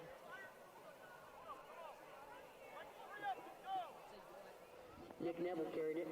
Gets a couple. 2nd down and goal. Yeah, Pirates doing a much better job on this drive, coming down the stretch of stuffing Neville. We saw this drive started. The only reason they're in this position is because of a couple big runs, whereas he was able to break it open. Because as we've gotten closer and closer to the end zone, much less success so far. So we'll see if they keep going to it here. They do give it this time to Neville again. He's going to get close to the end zone and another flag. This one might hurt. Neville on the carry right up near the Flag goal line. thrown by the back judge Flag on the play. in the backfield, so likely that it's going to be on the Hounds and move them back. You see them walking back, so long 2nd down now instead of being at about the 5-yard line. It feels like this is such a crucial position they're in. They've worked tooth and nail to get down this drive. I mean, this drive's already elapsed almost half of this quarter, and they're working down here. A flag to throw it away would be really tough position to get out of. Holding on the Hounds. Ball at the 16.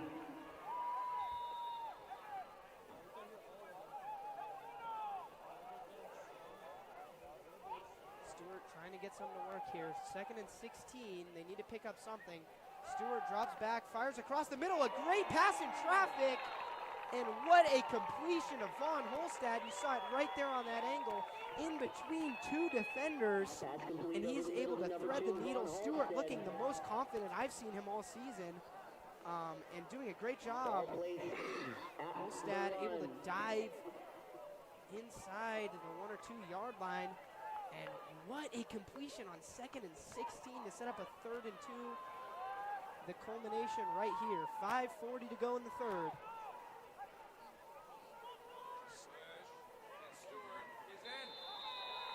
Jumping for the line, and no signal. There it is. Touchdown Hounds. Hounds go up double digits on what was such an impressive drive. Sneaking by and able to punch it in for the 2nd time tonight. They will kick the extra point. We'll see if they can knock it through. But 2 possessions is going to be trouble for this Pirates team, of which we really haven't seen much offense. They're going to need to find something. And that is a huge possession coming out of the half and just coming down, not only burning clock as they do punch it through. Adi Oswai is able to get the second one to go. Pullman 13, Rogers 2.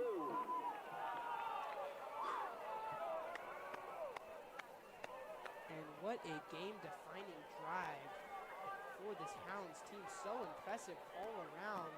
Great passes. Nick Neville doing his own work and fighting through penalties on both sides. Long distances to go and able to knock it through. 13-2 Hounds, and the Pirates are in a little bit of trouble here, back against the wall.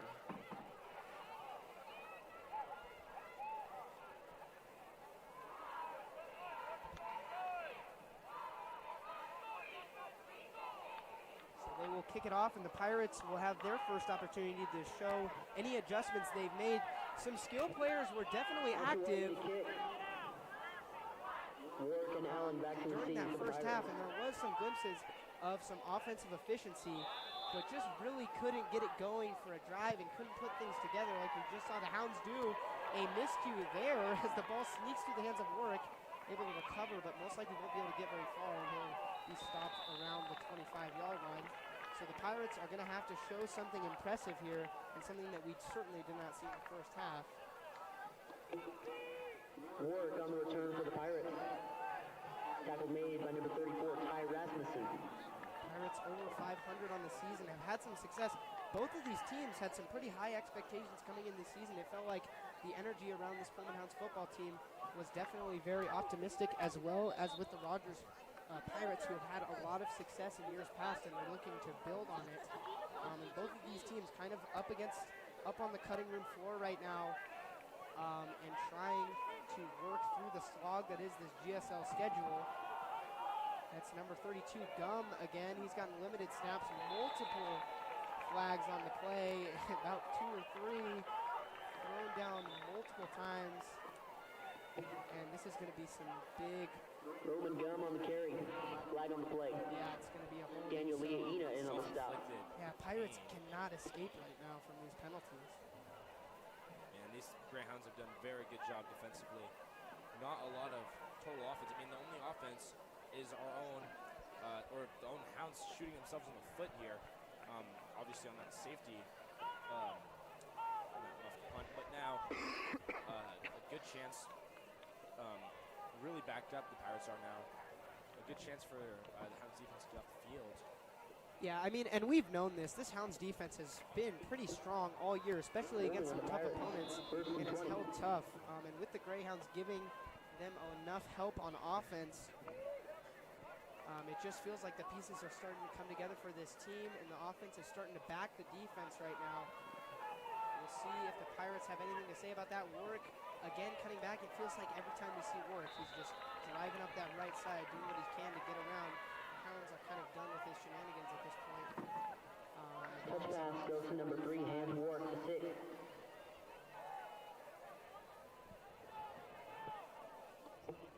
Nono Gonzalez on the stop. 2nd and 13.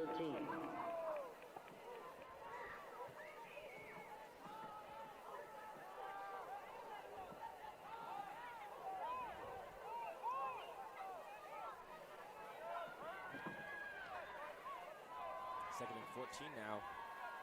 Pirates still backed up after that 6-yard gain. Deep shot. Honestly looking for Holstad there. Holstad looked like he was running routes there. Not in the neighborhood.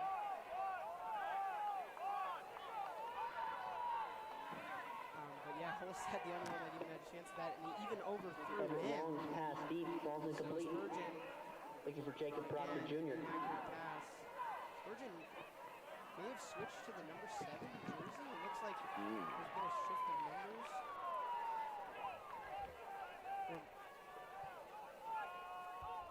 Or possibly a switch of quarterbacks. I mean, it might be possible. There isn't a number 7 roster. It might be number 12, Joey Rock. As the handoff and a big run. but eventually stopped is Roman Gum. So a change at quarterback in some shape or form, which honestly makes Roman sense. Gum on the And we carry. saw Kobe Spurgeon making a Ely, lot of mistakes, Engel, including that big interception. and Recknagel in the first combined for the half. stop. Fourth down. So we'll Punt see team if comes there's on. any new answers with Joey Rock, but certainly not on that drive. That's a 3 and out for the Pirates, and everything is swinging in the way of the Greyhounds right now. And all of a sudden, we are nearing the end of the third quarter, and time is really starting to run out for this team.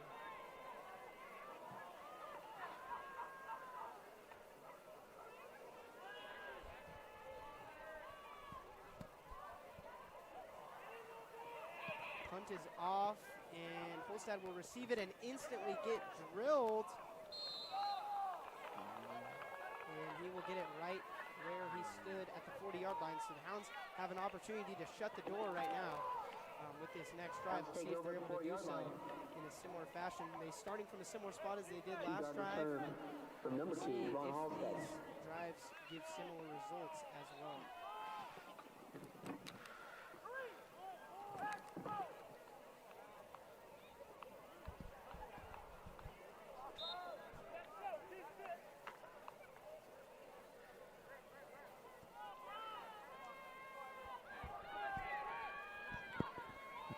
Now with Stewart. Hand off to Neville, swallowed up immediately for no gain. Yeah, that's something to watch. They are really getting a handle on Neville right now in this run offense for the Hounds. They're going to need to show him some new wrinkles or something, because this Pirates team is really starting to cover it well. And they're not going to be able to move forward in the same way. Neville is down, grabbing at his calf. That would be a big loss if he were to come out of the game. Looks like he's not in too much pain, but we'll see what happens there. So we will go to a timeout.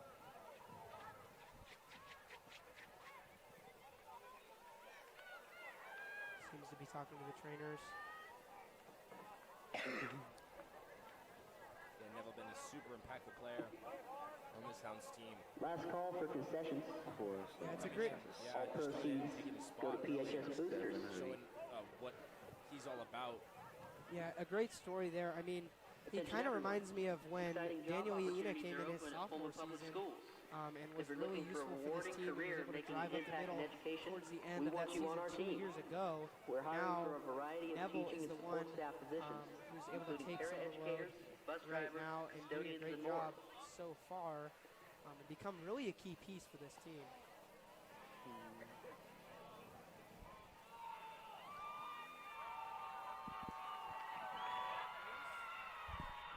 With Neville off the field now, you have Ian in the backfield.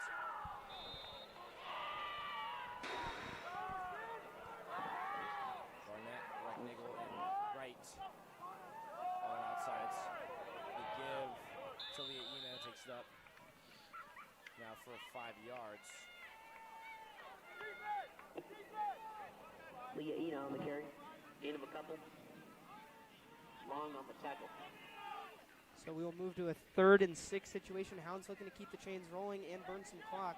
Kind of 2 goals here. Only 12 minutes in that 4th quarter to play. And especially with how this Pirates team is operating, this Pirates team is not a fast team. So even if they were able to get down the field twice, it's going to be cutting it close with how slow and methodical this team has been. And it's just not a team that operates quickly. We, having some trouble and more laundry in the backfield. We'll see what the decision is here. It's going to be no gain if the Pirates don't choose to accept this, assuming it's a holding call. Eaton on the carry. Sanchez with the tackle.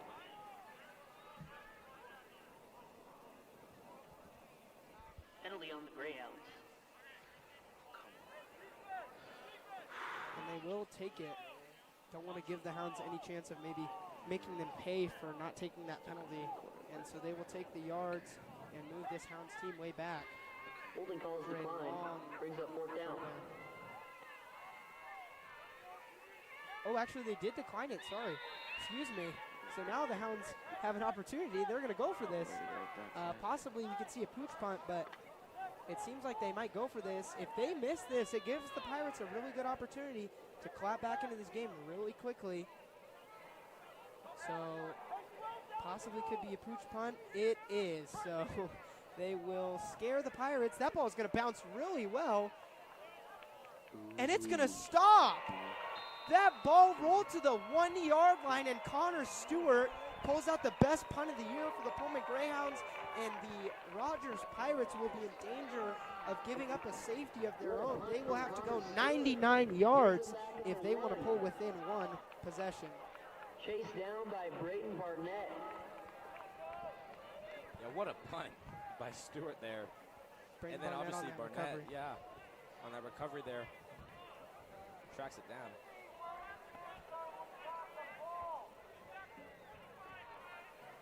So Pirates back against the wall here in terms of this game and where they are. I mean, that punt rolled about as perfectly as it could. They punted that ball from the 4, yeah. Ended up going about 60 yards and just stopping right there. I mean, you can't really expect to have a punt better than that in your career, especially if you're a quarterback. It's a pitch, danger, and he is going to be able to sneak out and get to about the 5. So Pirates will get a bit of breathing room to work with here. Toss goes to number 2, Jerry Allen.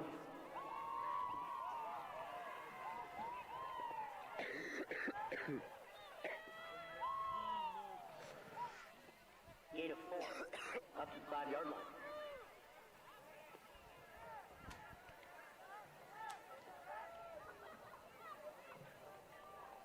Hounds have a great opportunity to pin this team back and really make this mountain even taller. Less than 1 minute left, and the Pirates are not looking to manage clock at all. They're going to let this shot clock run down pretty far, and another handoff for very little to nothing.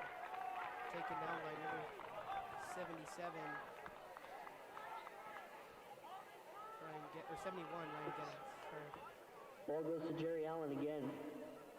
Ryan Gettings on the stop after a short gain. Looks like they might let this one run out. We'll see if they get off one more play. It looks like they intend to, but clock running really low here. Pirates, it feels like almost no sense of urgency right now. They're still in this game. Realistically, they need this big play here. So obviously taking their time. Come on.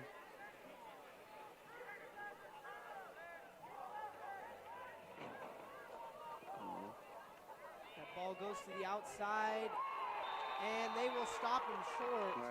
Hunter Recknagel able to make the tackle in a big spot, and it's going to be 4th down here. Pass complete to Jerry Allen.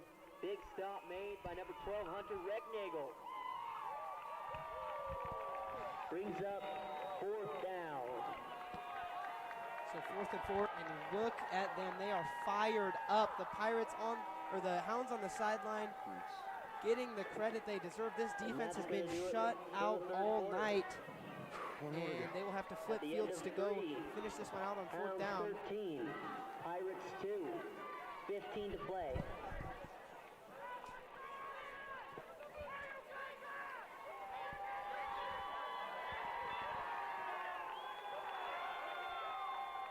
So we have 12 to play here, and the Hounds closing in on a win. They need to prevent 2 scores from the Pirates, who have not made any intention to really do anything.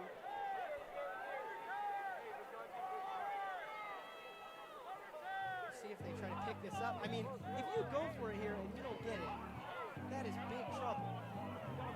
You're on your own 5 yard line, so it feels like they have to punt this ball away.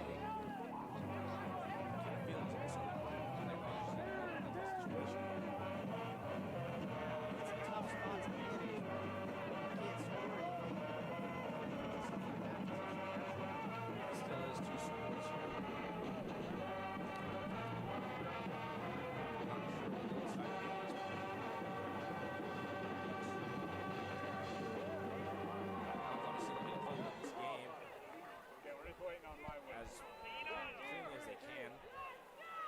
Being a stop here would definitely be as close. I mean, it really seems like this game is as far away from as Rogers as it can be, but they will definitely put this ball here. Yeah, I mean, you can't give up 3 scores. You got to hope for something good to happen on the defensive side of the ball. We'll see if they can get it off. They do, but an incredibly short field, and Holstad has room to run.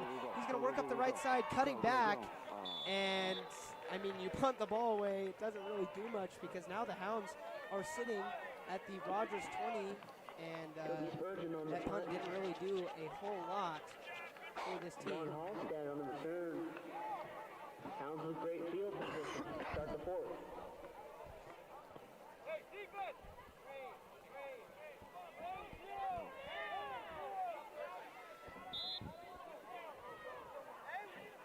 This feels like it could be the death punch here. Yeah, Stewart giving his play in a late substitution from Rogers. Neville still nowhere to be seen. If they were to punch in a touchdown, they'd be up by 17. So even without a PAT, they'd be 3 possessions away from this Pirates team, which feels like enough of a head start. Screen pass blown up and didn't get much there. So Pirates need an essential stop here and need to get going really quickly. Number 2, Ron Holstad. Any other option is not great. Yeah, it's just a bit of a high ball for Stewart. 2nd and 10.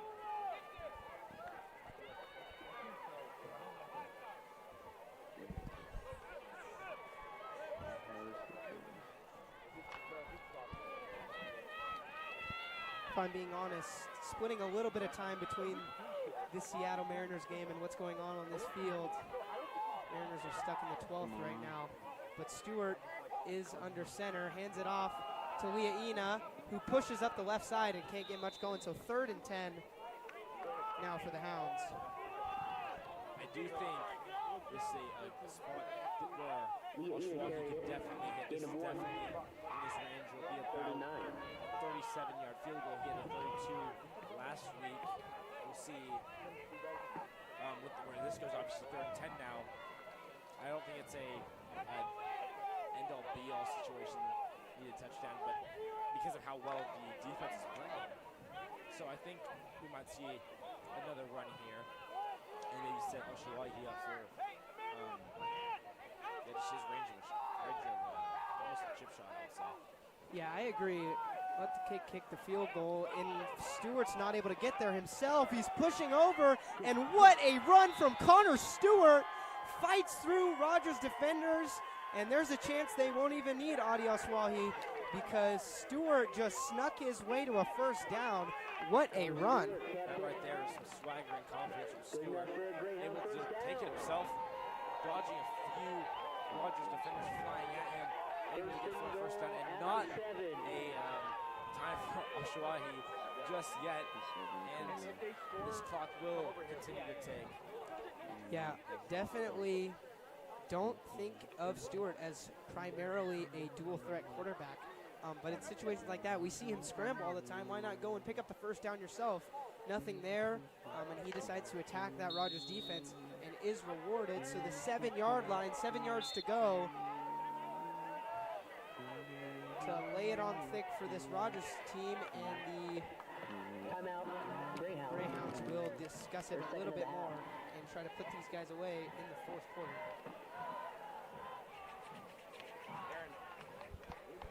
This is a big-time game for the Hounds right now. Obviously, with 10:54 left to go in this one. The win here, obviously, if they can win out, they'll be in a district championship, most likely with West Valley. Almost looking certain with West Valley. Little bit. I can't, I really can't feel much in my hands. But aside from that, I'm fine. This is the turning point for the season. These last 2 games, the Hounds would have liked to get a point in the game, which didn't help them to make this less There's more convincing, obviously, to the record, to their confidence, but this right here in itself is a big confidence for these Hounds. Yeah, bottom line, this game sets them up very well, especially with how they started this season. And it puts them in a great spot to go attack the GSL. We put them at 2-2 in league, which is really only the number that matters when you're talking about getting into later stages of the season. And they'd be feeling pretty good about themselves going to North Central. They get North Central next week for the homecoming game as Leaina is dragged down. So trouble here. They might not be able to punch in a touchdown, but they get to go. They get North Central here. North Central really hasn't been showing to do anything much. Big tackle for Mikey Griffin there, as he is juiced up after that big tackle. 2nd and 12. So really didn't drag him down for that much. Looked like more off the roll. And Hounds will let this clock go just a little bit.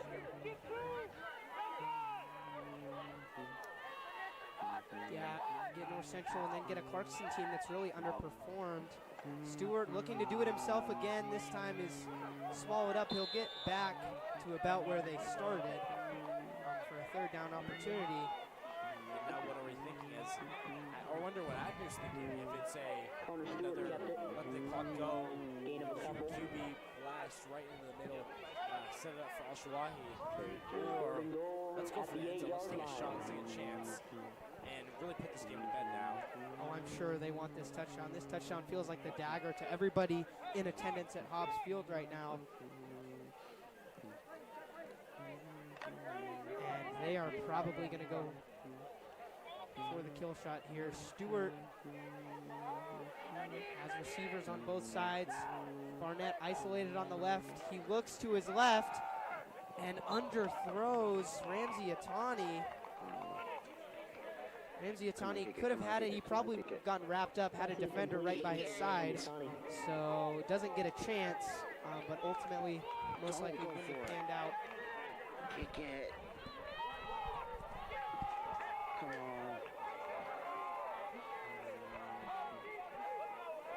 So they will bring him out. Al-Shawahi gets a chance here. We'll see if they can knock this through and make it 2 full touchdowns and put this Hounds team up 16-2. Still a successful drive if they're able to do so.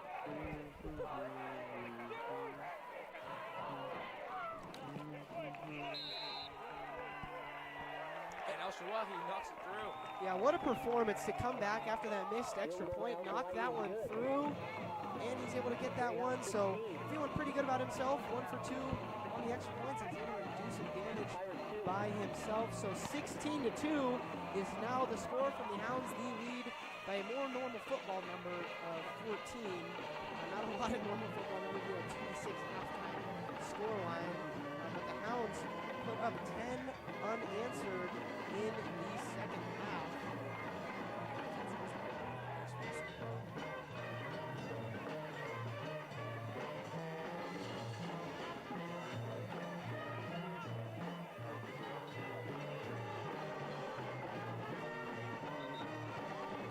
Big announcement from the VHS concession stand. 2 slices of pizza for $3. Big deal over there. Go get it while you can. Only available for the next So few this minutes. is their chance. The Pirates have scraped by just enough to still be in this game right now, but it has got to happen on this drive. Just over 9 minutes left. They've got to move and they've got to do it quickly, or the impending Hounds.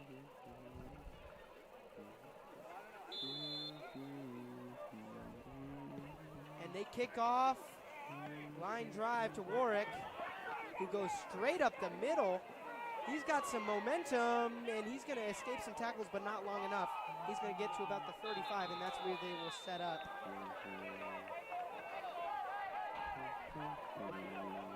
And Ward the 6th on the return. Late flag comes in. Being swallowed up by what's going on with defenders, which is exactly what we're seeing. A big run, big explosive play to potentially get the Pirates feeling like, yeah, let's get back in this game.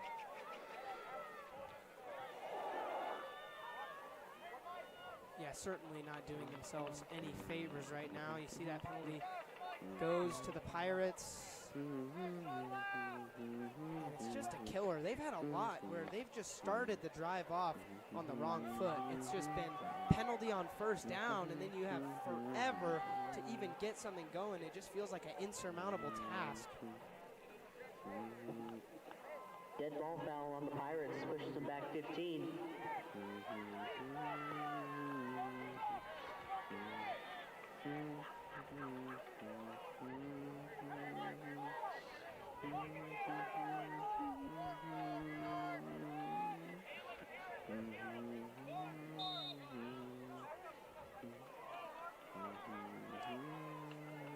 Finally back to moving there, a lot of diplomacy, but now the Pirates will go. It's an open screen, and it's just dropped right away. A couple defenders coming right in at Jerry Allen, but he's not able to even get a chance to make a miss.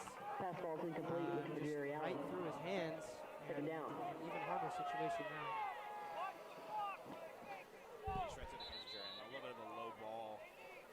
And the Hounds would have been on it. They had two guys in that area, being Tony and Leino. But instead there's a drop, and it'll be 2nd and 10 with just under 9 minutes to go in this one. So 2nd and 10, bad spot for the Pirates. Backs up against the wall, and they really haven't proven to us that they could even put together a drive. I mean, there's been a complete lack of explosive plays. They haven't had anything really going for them. They've had a couple plays where they've gained about 5 yards, but really nothing too extensive that's really put any confidence in this team.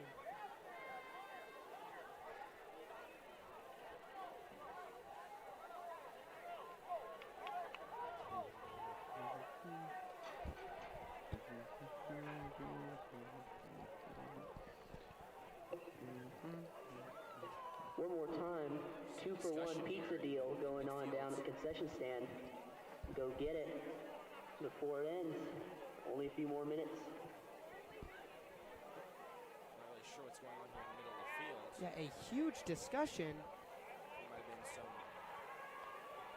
words thrown at the referee that, I mean, now GSL referees can call off the game whenever they please. I mean, this reminds me of that game we had a few years ago. I don't know if any of you Hounds fans remember, but they had to end a game because of some words that were being said. And that would be much more harmful to this Greyhounds team. They need this win, and they can't let something like that make this game go to waste.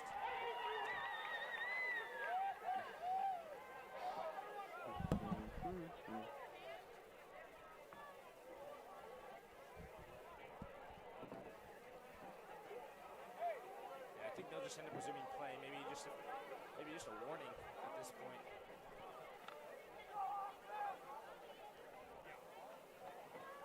Yeah, so maybe some tension or something going on, but we will continue playing. So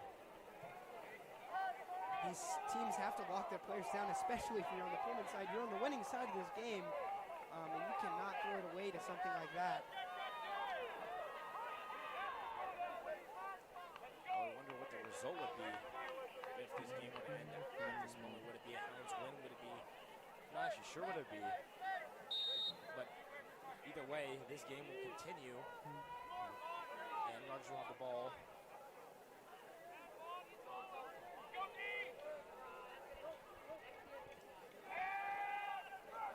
Quarterback takes it, throws it to the left side, and able to make a man miss his work. We've been seeing him do it all night. He's got some room. He might go all the way. He's got open grass. It's a one-on-one race. Vaughn Holstad, Warwick, and he will not catch him. Warwick of the Pirates is able to punch it in. What a play.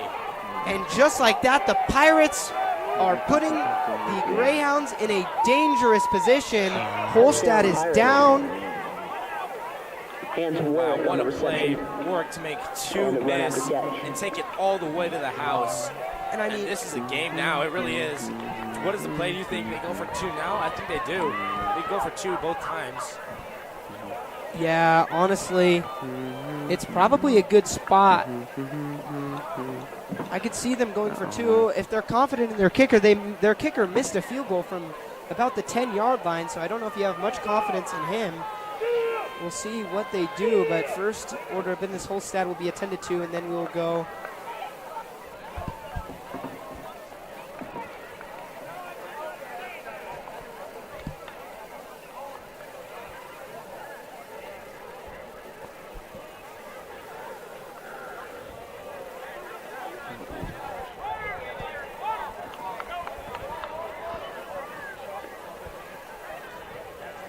See Warwick there.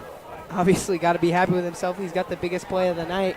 and has single-handedly put his team right back in the game.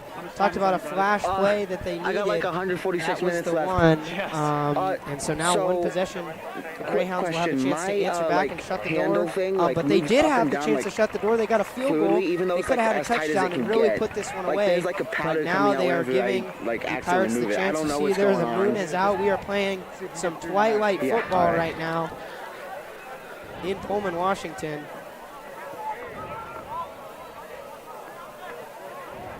Olstad walking off the field gingerly. Hope he will be okay. That's a big miss on both sides of the ball for the Hounds.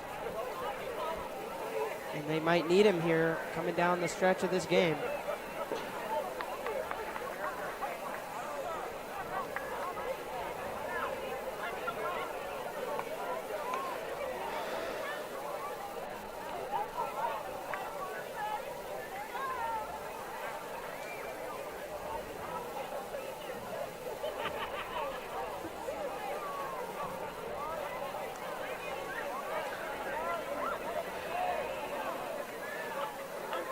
Another long stoppage. Officials really taking control of the time of this game. Well, everything was moving quickly, and it feels like we've just slowed to a halt in the second half right now. So here it comes, the Pirates attempt. We'll see what they defer to here. Down 8, could go either way, and it looks like they will go for one. So a crucial PAT here for the Pirates.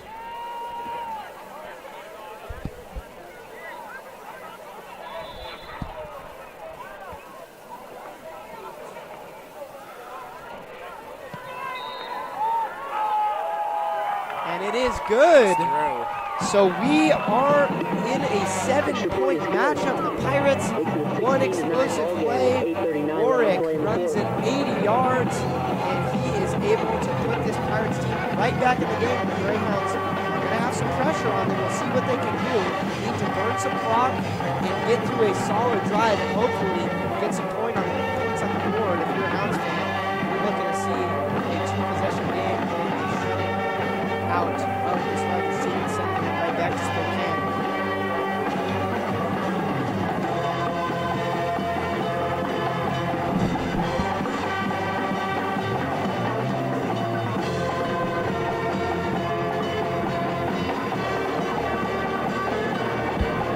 Pirates will kick it off for, if I'm correct, the second time of the night. Kicked it off at the beginning, or kicked it off at the beginning of this half, and they haven't been able to do so since, so they get the privilege to send it back, not to Von Olstad this time. That is instead number 80, Marcus Hauk back to receive here. So Marcus Hauk, a guy we haven't called his name, but 2 guys back to receive. We'll see who gets it. It should be an onside kick. It won't be. Marcus Hauk in the JV football game actually returned to kick himself, but it'll be right on this one to return.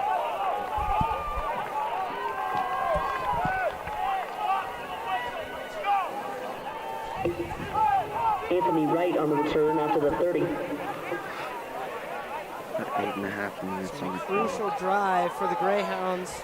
We've seen a lot out of this offense tonight. We've been pretty impressed with what this Hounds team has been able to do. We talked about that 20-point barrier. If they break this 20-point barrier, this game is over.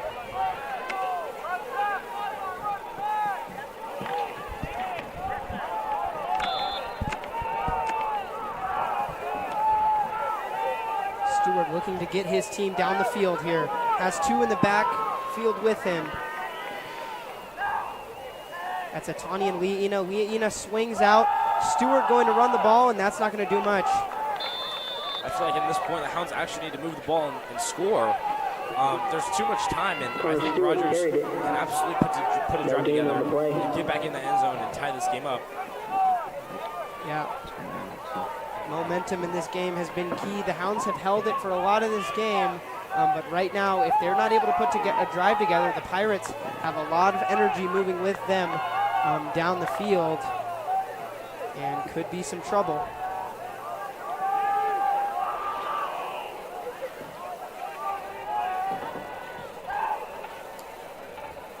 Stewart takes the snap, this time to Lia'ina, cutting to the outside and falls, not able to do much. So 2 runs that the Pirates defense is just locking up. They're trying to hold on right now, and it looks like it might come down to the defense unless they're able to get something going. Not the worst group of people that have your trust in the Hounds defense, but certainly would like to have a drive together here, 3rd and 9. It's going to be a crucial part of it.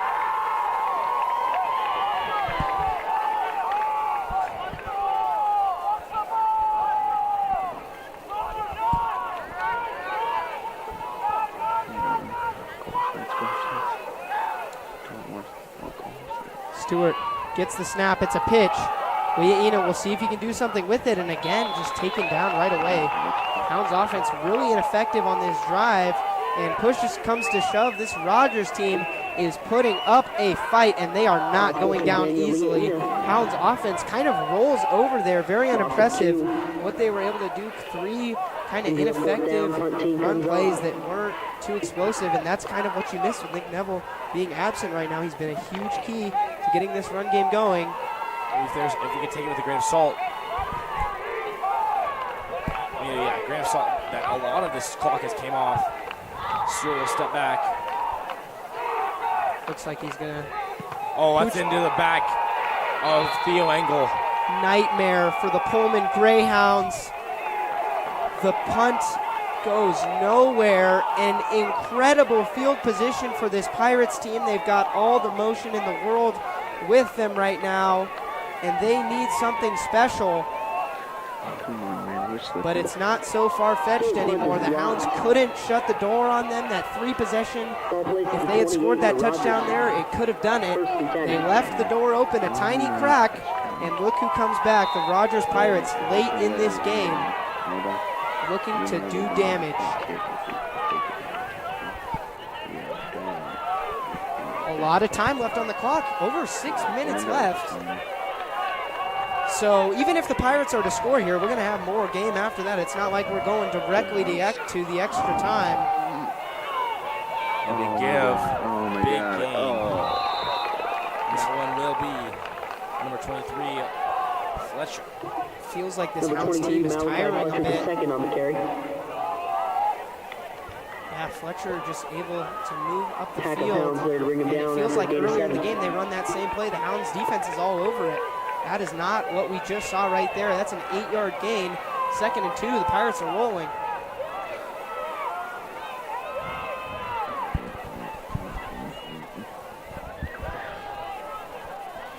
Another give. And bagged up. Tackled by Recknagel. Big play for the Hounds.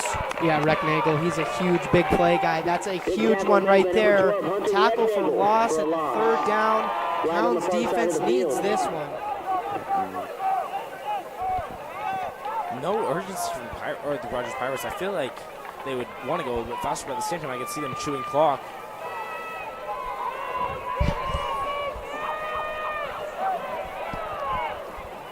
And there'll be a flag on the play, which sends them way back. That is huge. Felt like the Pirates had everything going for them right there, and they're going to get sent just right back.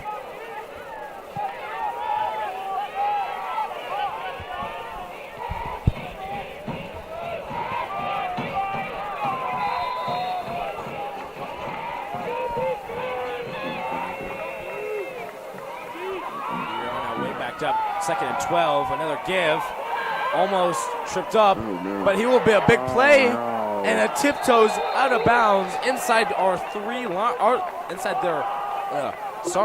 inside the 5-yard line. Ball handed off to Jerry Allen. And Allen is putting the Pirates in a prime position now near the 5-yard line to really get back into this game. Jerry Allen, I do not believe it. Tiptoes down the sideline. Looks like the Hounds defense had him locked down.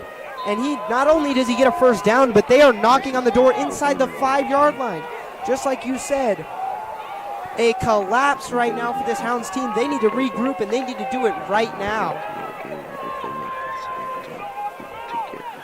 And this one is another give, and this time swallowed up or not. Stayed on his feet. 2 Hounds. That was Leah Ina along with Noel Gonzalez, number 67, on that one. But actually, Allen was able to break out of those tackles and move forward for maybe an extra yard. So it's 2nd and 1 now. Hounds fans don't want to think about it, but if they punch this ball in, they're at about the 1 yard line right there. If they punch this ball in, there's a huge decision. Obviously, you could go for the point after and tie this game up and go to extras, or you could take it all away. You just run it in like that. Don't you feel like you have some confidence? Roman Gum and his counterparts on this Rogers team are dominating the line of scrimmage right now, and they punched the ball in to put it within 1. This game was 2-16 5 minutes ago, and it is now a 15-16 game with everything going the Pirates' way. Come on, miss it. Come on, miss it. Come on, miss it. Now Come on, miss it. all relies on if this kick goes from Please George. miss it. Please miss it. I find this interesting. I really think that the Pirates could punch this in and go for 2, but they play it safe. Is it really safe? It goes low, but it goes in! Off the crossbar and in! When do you see that line drive has enough power and flips just over a game of centimeters? And the Pirates are knotted at 16 with your Pullman Greyhounds. Check that out. Wow, that is shocking. I mean, would you believe it? 4 minutes and 36 seconds left on the clock, and we have a modern classic on our hands. Yeah, this is the momentum swing of a lifetime for Rogers. Talk about the life back in the team. This right here is exactly what Rogers needed to do when they got that ball back a few possessions ago. They scored, and they scored again, and now it's a real game. We have Wright and Holstad now back to receive. Stats back. That's a key for this team. Neville still absent is hurting them right now.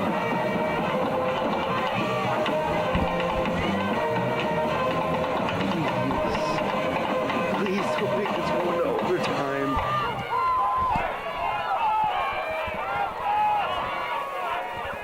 We've got a great one here. Pirates will kick it off one more time. Come on, get it. Score. Go, go, go. Right go, to receive. Right. Go. Tries to go down the middle and swallow it up around the 33-yard line. We're going to need to see some new looks from the Hounds Come on, on just throw it. this possession. Just Cannot go up the middle if you catch don't those. have Nick Come Neville, on. and your line is struggling to do pretty much of anything. Please. Come on. You've got to think there's something in the playbook here Throw to it. shake up this Pirates team and switch back this energy. I mean, it feels dead in here, and Coach Agnew's team needs a spark right now. Come on, throw it. Come on, throw it, Connor. A chance of defense Throw from it, the Connor. That's the sideline. only way you can make it. And a dropped pass. It was at the feet of number 55. And Leah Ina is clearly frustrated there. Tell me. Hounds need to get their energy in check right now. They are bickering amongst each other, and that is not the looks of a team that wants to fight back and get back in this game. It's a tie game, and you have the ball. I mean, you've given up what you've given up, but so what? You got to move on and move to this next play here. Ball's just a little low. Yeah, it was at the feet of McKinley. I thought it might have been an interception. Might have turned the tides on this one completely. Flipped in like 5 minutes. The give to Leah Ina. Go. Kind of an unexpected one. Go. And he'll go forward for about 5 yards. Okay, maybe I'll give him that. It looks like he had a little bit of rage at the end of that 4 run minutes, 15 and was seconds. able to get a few 4 yards minutes, 10 forward. seconds. Kind of using that energy. So he's going to set this team up to 5 get seconds. past this dreaded 3-and-out situation. I mean, if you're this team and you don't get the first down, you got to punt the ball away. Feel bad about that. But if you get this, you can keep this drive moving.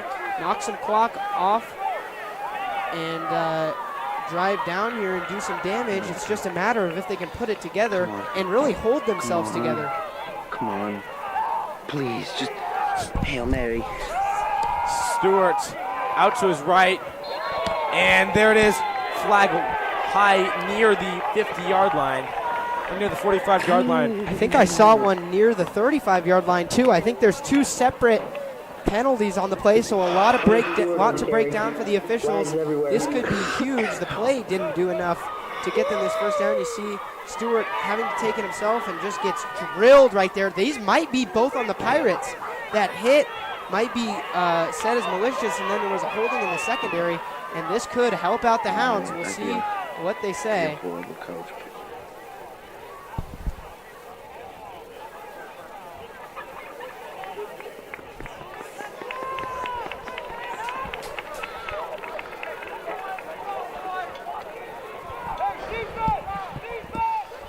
And we'll see what the call is now. Saw an early signal from the official pointing towards the Pirates. 3.5 minutes left, and the Pirates are going to give the Pullman Greyhounds a first down.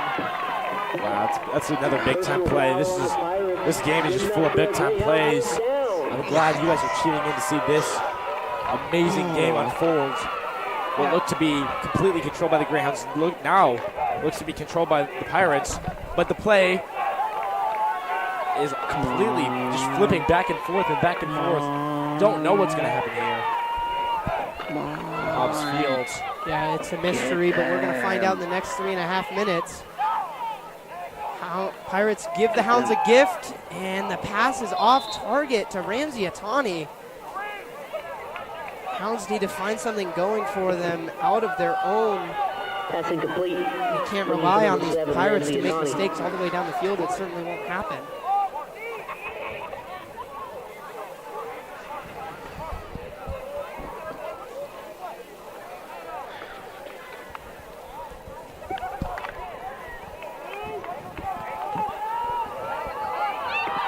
Absolute slug out here.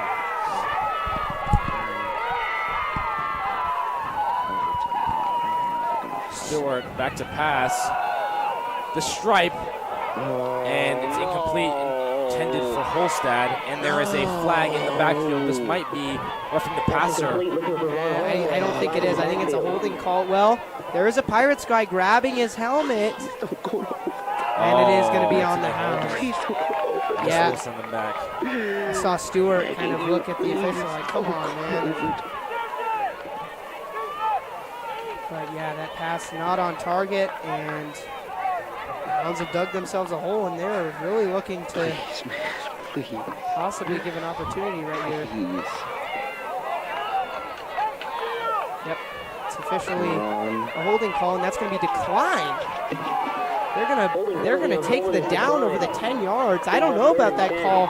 A second and 20 to me feels like a lot worse than the third 10. It may have to do with the clock right now. If they get an extra down, it's just less time for the Pirates to operate. So the Pirates are confident that they can stop this Hounds team. We'll see if the Hounds will make them regret it. They can do it. Big play. Oh, and they run it. With the, that would be, seems to be the right decision to maybe decline this one. And I think the Hounds will actually punch it this time rather than going for the Stewart step back punt on this one. Across midfield. Go for the field goal. Fourth down. Go for the field goal. Go for the field goal. Yeah, you got to punt it away. You got to make it as hard as they can. Every yard counts here. Go for the field goal. And they will punt it traditionally here. No tricks about it. That last pooch punt probably gave them a little bit of nightmares. And was so crucial. If they had just punted that the normal way, this game might be completely different. Oh, they're not going for the field goal. This one gets off barely. A low punt with a good bounce. Hounds in pursuit. And they will eventually get Allen out. So a long drive, but definitely a chance for the Pirates to not only come back by 14 points in one quarter, but to take the lead and go and try to win this game. I mean, it would be an incredible feat if they were able to do it, frankly. I mean, now I think that when we're talking about who's leading this game, who's driving this game forward. It is the Pirates now, away from home. They have found some energy. They've found some life, not from their crowd, but from their own big plays, like the biggest play of the game, of course, from Hans Warwick. The most monster play in this game, 100%.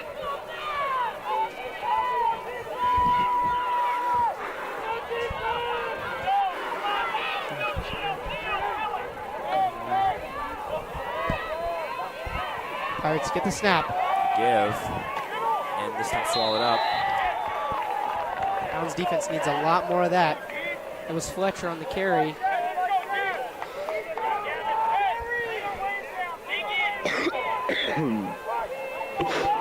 If you're this Pirates team, you're taking the clock down. That's a given. You are not giving this Greyhounds team another chance to score. You need one first down to do that, and then you can just go for it.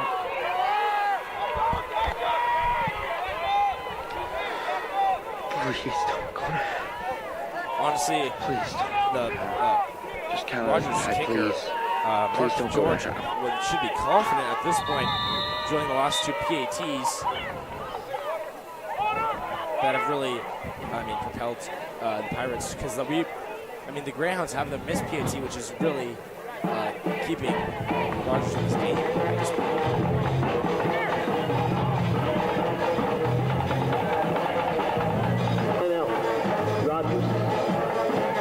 Rogers used a timeout. This fourth quarter has just been a marathon. So much going on and so much in favor of the Pirates. It's just been taking so long. We still have over 2 minutes left. And the Greyhounds need to hold strong here. It looks like neither of these teams is really willing to go out and take this game. It might be the Rogers Pirates after this timeout, but really unsure as to what's going to happen here. And we will ultimately find out very soon.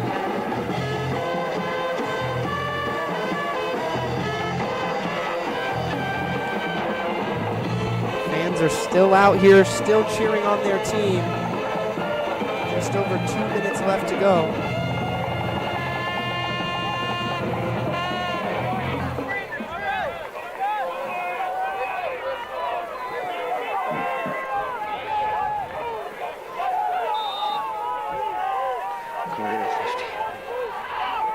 Number 7, Joey Rock gets ready to take the snap. Play action, goes across the middle, and it's complete. Warwick is down, but a 15-yard gain, and the Pirates find it right after their timeout. Pass complete to number 3. He will be called down. There was a little bit of a commotion as to whether Brought down by the Gavin Hounds Ryan. were able to strip that ball First down, away. Pirates. This is a massive moment right here. 1:53 and ticking as this clock. Rogers now having at the 41 and pushing. Hounds trying to prevent themselves from throwing away this game. Need this game to win and need to realize that right now, how much this game means, and be willing to fight.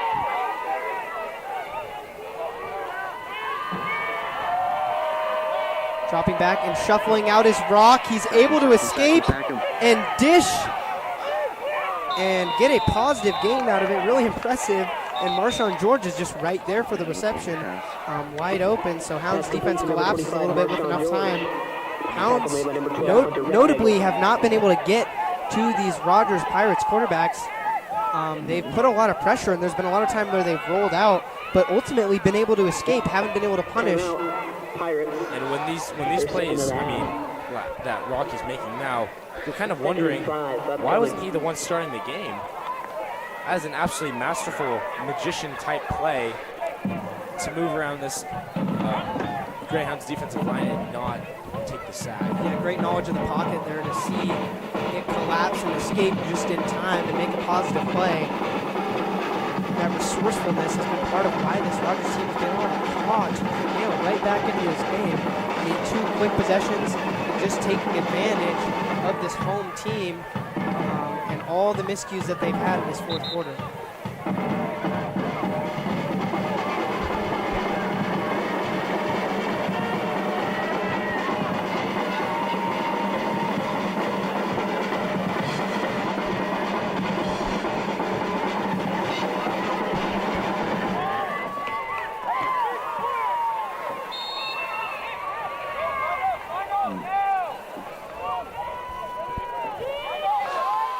Please intercept it and get it. Just get something. All right, please.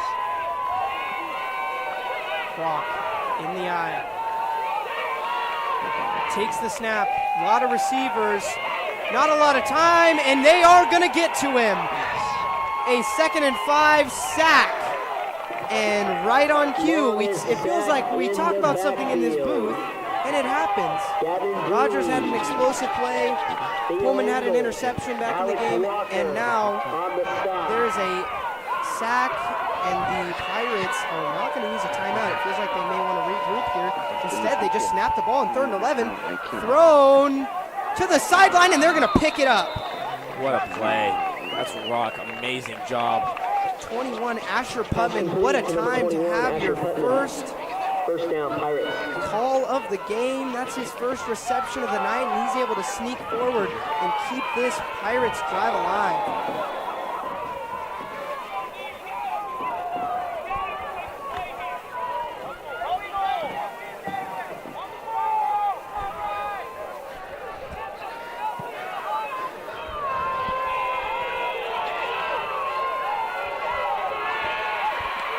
Rock has the trio on his left.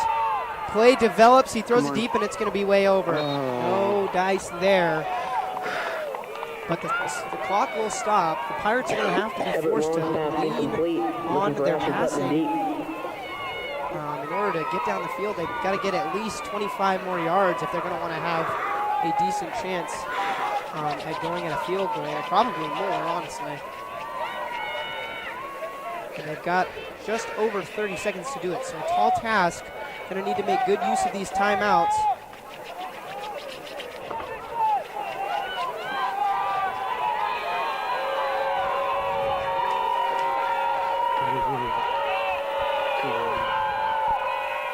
Rock back to throw again. A deep pass. Trouble! It's intercepted! Ramsey Atani right to his arms. A bad decision, and Ramsey Atani flips this game on its head. What a play.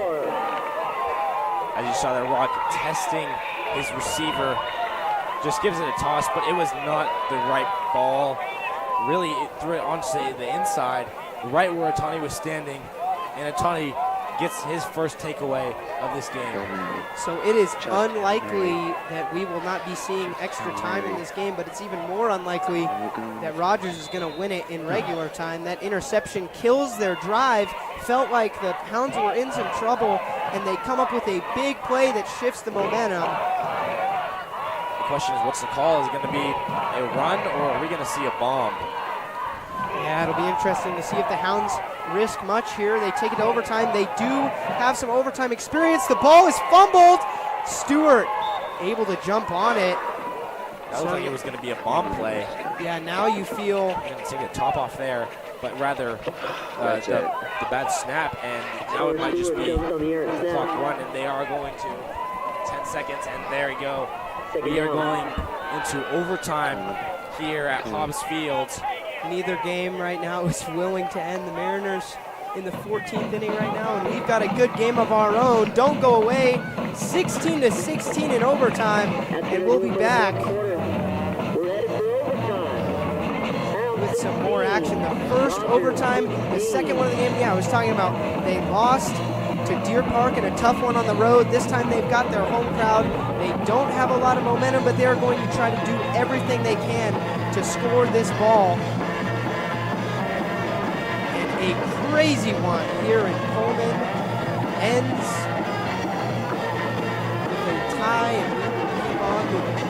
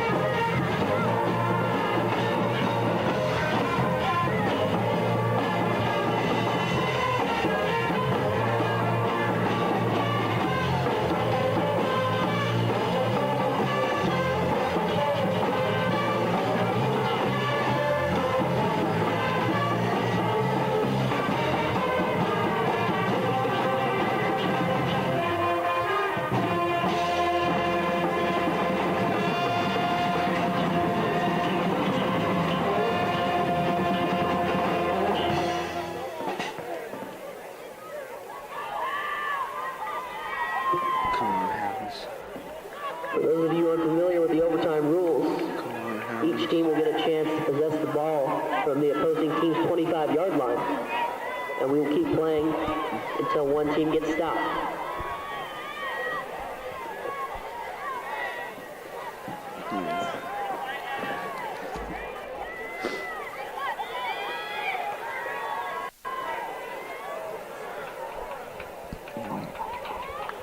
So the two teams meet at midfield for my first overtime call, at least in football. That'll be mine too. Yeah, so we're excited up here in the booth. A lot of exciting football here, and it's all going to come down to this. Overtime rules for high school. Both teams are going to be at the 25, and they're going to get chances at a possession here, so it looks like we'll have a coin flip to decide who is going to get to go first. Interesting, probably you're thinking you want to go second because you know what you have to do. If you don't give it up, or if you don't score on that first drive from the 25, it's going to be tough. Hounds looking to get one back. Overtime has clipped them for one, and they are not looking to give up another. For those of you who are just tuning into this game, the Hounds were up 2-16 with less than 10 minutes to go in this game. And 2 touchdowns later from the Pirates, a couple of miscues, a blocked punt, and we are sitting right here for the first overtime from Hobbs Field.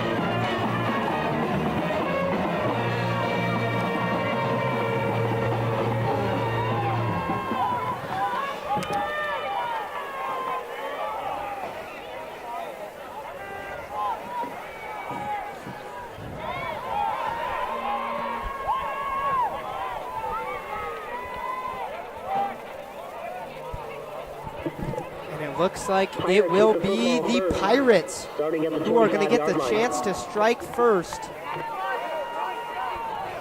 Rock has led his team to a fourth quarter comeback, mainly due to that big Warwick pass that blew this game open, and then that blocked punt, and he was able to drive with his team into the end zone for a second time in a quarter. From a team that we thought was going to be completely lifeless in the second half. I mean, the Hounds scored 10. As run from 32, Gum is going to go for a few. Tackled that one by Recknagel. But yeah, this Pirates team looked lifeless. The Greyhounds came out of the second half, into the second half swinging, and it has just been all Pirates since. So Hounds defense looking to do what they've been doing all season and help their offense out right now, give them a chance to go ahead and win. They absolutely need it at this point. 2nd and 6 now. Good stop by Recknagel.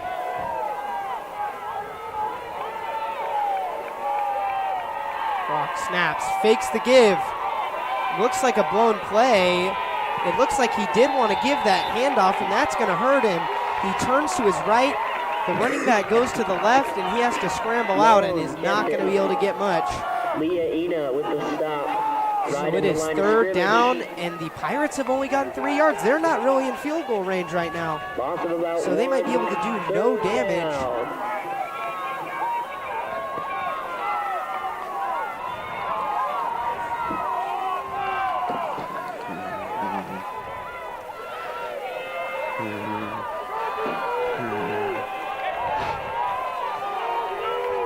Big third down here. And I cannot see Rogers kicking it from here. Right I now. see it's definitely going to be a Come fourth on. down. The bomb is knocked away by Atani. That's that. He signals box Pass incomplete. as he gets a hand in. Intended for hands. And this will be a 4th and Brings 7. up fourth down. There's no chance that this will be a field goal right now. Too deep. And let's see how this one goes. And this sets them up in such a great position. Hounds offense knows exactly what they have to do if they're able to get a stop I can't here. really tell. Pirates need to pull out all the stops they can and see what they can do. Look. I think we see a little bit of trickery, and it backfired on the Pirates defense. The Hounds were able to get one early with it. Be a very interesting play in overtime. Snap. Looking for deep shots. The crosser across the middle. Deflected down. And this is the moment. The Hounds, No Gonzalez is able to knock it down, and he is fired up right now. That's some great hands by number 6'7". We need to forfeit the field goal. I mean, what a performance from this Hounds defense. They were down. It felt like they were almost down and out. They come back. Coach Agnew gives them a meeting before they go into overtime, and again, they're able to rally and do some great work. The Hounds are going to go at this Pirates team and try to steal this one back from the Pirates.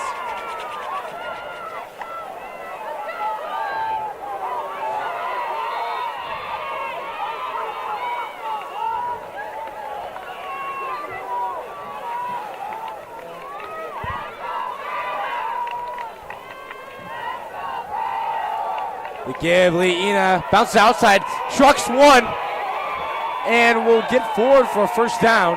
Big play from Leina after not seeing Nick Neville since his calf injury. It looked to be big first down with multiple players signaling first down. A couple tackles. They need to do as much as they can here. Inside the 15, Leina, a great bounce off that defender and able to drive through. Down to the 12. The Hounds have already done more than the Pirates have done.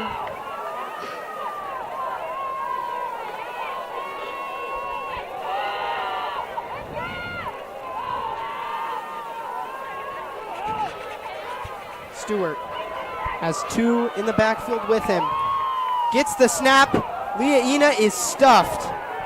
Nothing up the middle. The line collapses, and the Pirates will share a tackle for loss.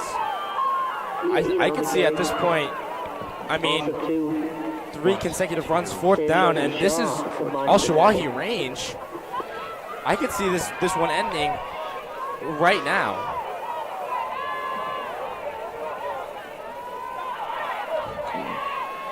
What will they decide to do? Will they take any more shots? I honestly doubt this one. I think it's going to be another run after another run. Yeah, I don't want to give something stupid away.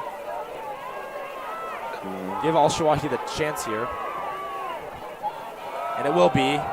Leina just pushing forward just a few yards. Al-Shawahi should get his leg warmed up if he's not already. Gets to the 10. This is third down, yeah. About the 10-yard line. This is big time right here. This is 100% Al-Shawahi range. I think it might be even something like a knee here. I mean, I might as well just set him up. I mean, Something safe for sure. for sure. You don't want to give away anything. This is your chance. Will Al-Shawahi make the play? Yeah, from the 10. He's hit from further tonight. Hit about a 35-yarder earlier on in the game. Offense. Offense. Offense. Offense. And timeout. I think this will be up for the Hounds, and it will. Yep, smart to take a timeout here. Just assess what the game plan is and what they're trying to do. Greyhounds. Their first and only of overtime.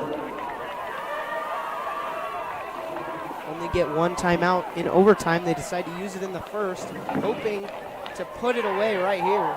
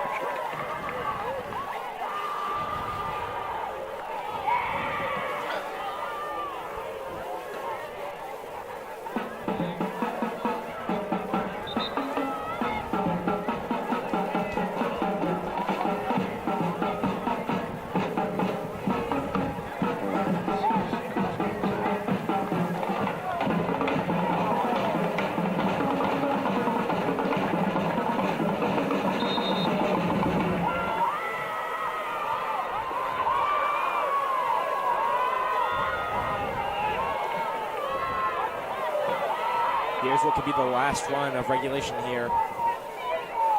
Stewart does give to Leahina. Tries to cut the outside and won't break through enough defenders to get the first down. Should be a chip shot for Al-Shawahi. We will see now what happens as Al-Shawahi calmly walks onto the field, knows that a timeout will definitely be used at this point. Here comes number 23. Can he be the savior for this Hounds team and put them away, or will we have more football to play? We'll find out after the timeout. There was no way we weren't getting a timeout called there. Timeout, Rogers. They're one and only of this first overtime. Man, what goes through your mind in a game like this? That's why we kick in practice every day. Kick, kick, kick. This one's just a little different. Obviously, some of these bigger schools have players that are just designated kickers and punters. But on this team, we have wide receivers and defensive backs that are filling those positions. So it's not just straight kicking all the time. It's a mix of everything. It's got to be perfect now from Al-Shawahi. A little chip shot. I mean, how often are you going to see a kicker with a high school football? It's something that's very rare, but Al-Shawahi has the chance to do it right now. Whistle blows. Al-Shawahi. The kick is good, and that will be the game. Al-Shawahi has done it! 16-19, the Hounds win it in overtime. The fans are going crazy. The Hounds will celebrate, and Al-Shawahi is the hero of the night. 2 field goals knocked down, and he will put it away. The Rogers Pirates put together a heck of a fight, but they go down. School will be nice for him on Monday. Ladies and gentlemen, Adi Al-Shawahi, the hero, the savior for these Pullman Hounds today. The Hounds. And this is looking like an amazing resurgence from Pullman here. Coming back, winning 2 games back to back. I mean, you talk about absolutely having to have a win. These Hounds needed this game, backs against the wall. They almost threw it away, but they were able to get through and win this game, do just enough. And what an impressive win to keep their streak alive. They get North Central next week for homecoming. We will see you then. I'm Blake Dobbins, joined along Isaiah Bischoff, and overtime ends in victory for the Hounds. Good night. And the Greater Spokane League. Please travel home safely. And as always, go Greyhounds!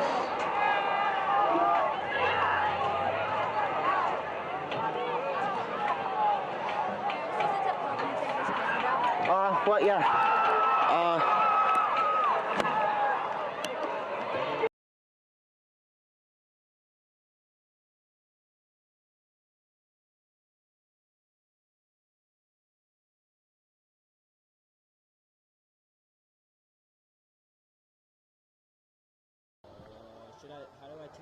just take the battery out, or should I leave it in?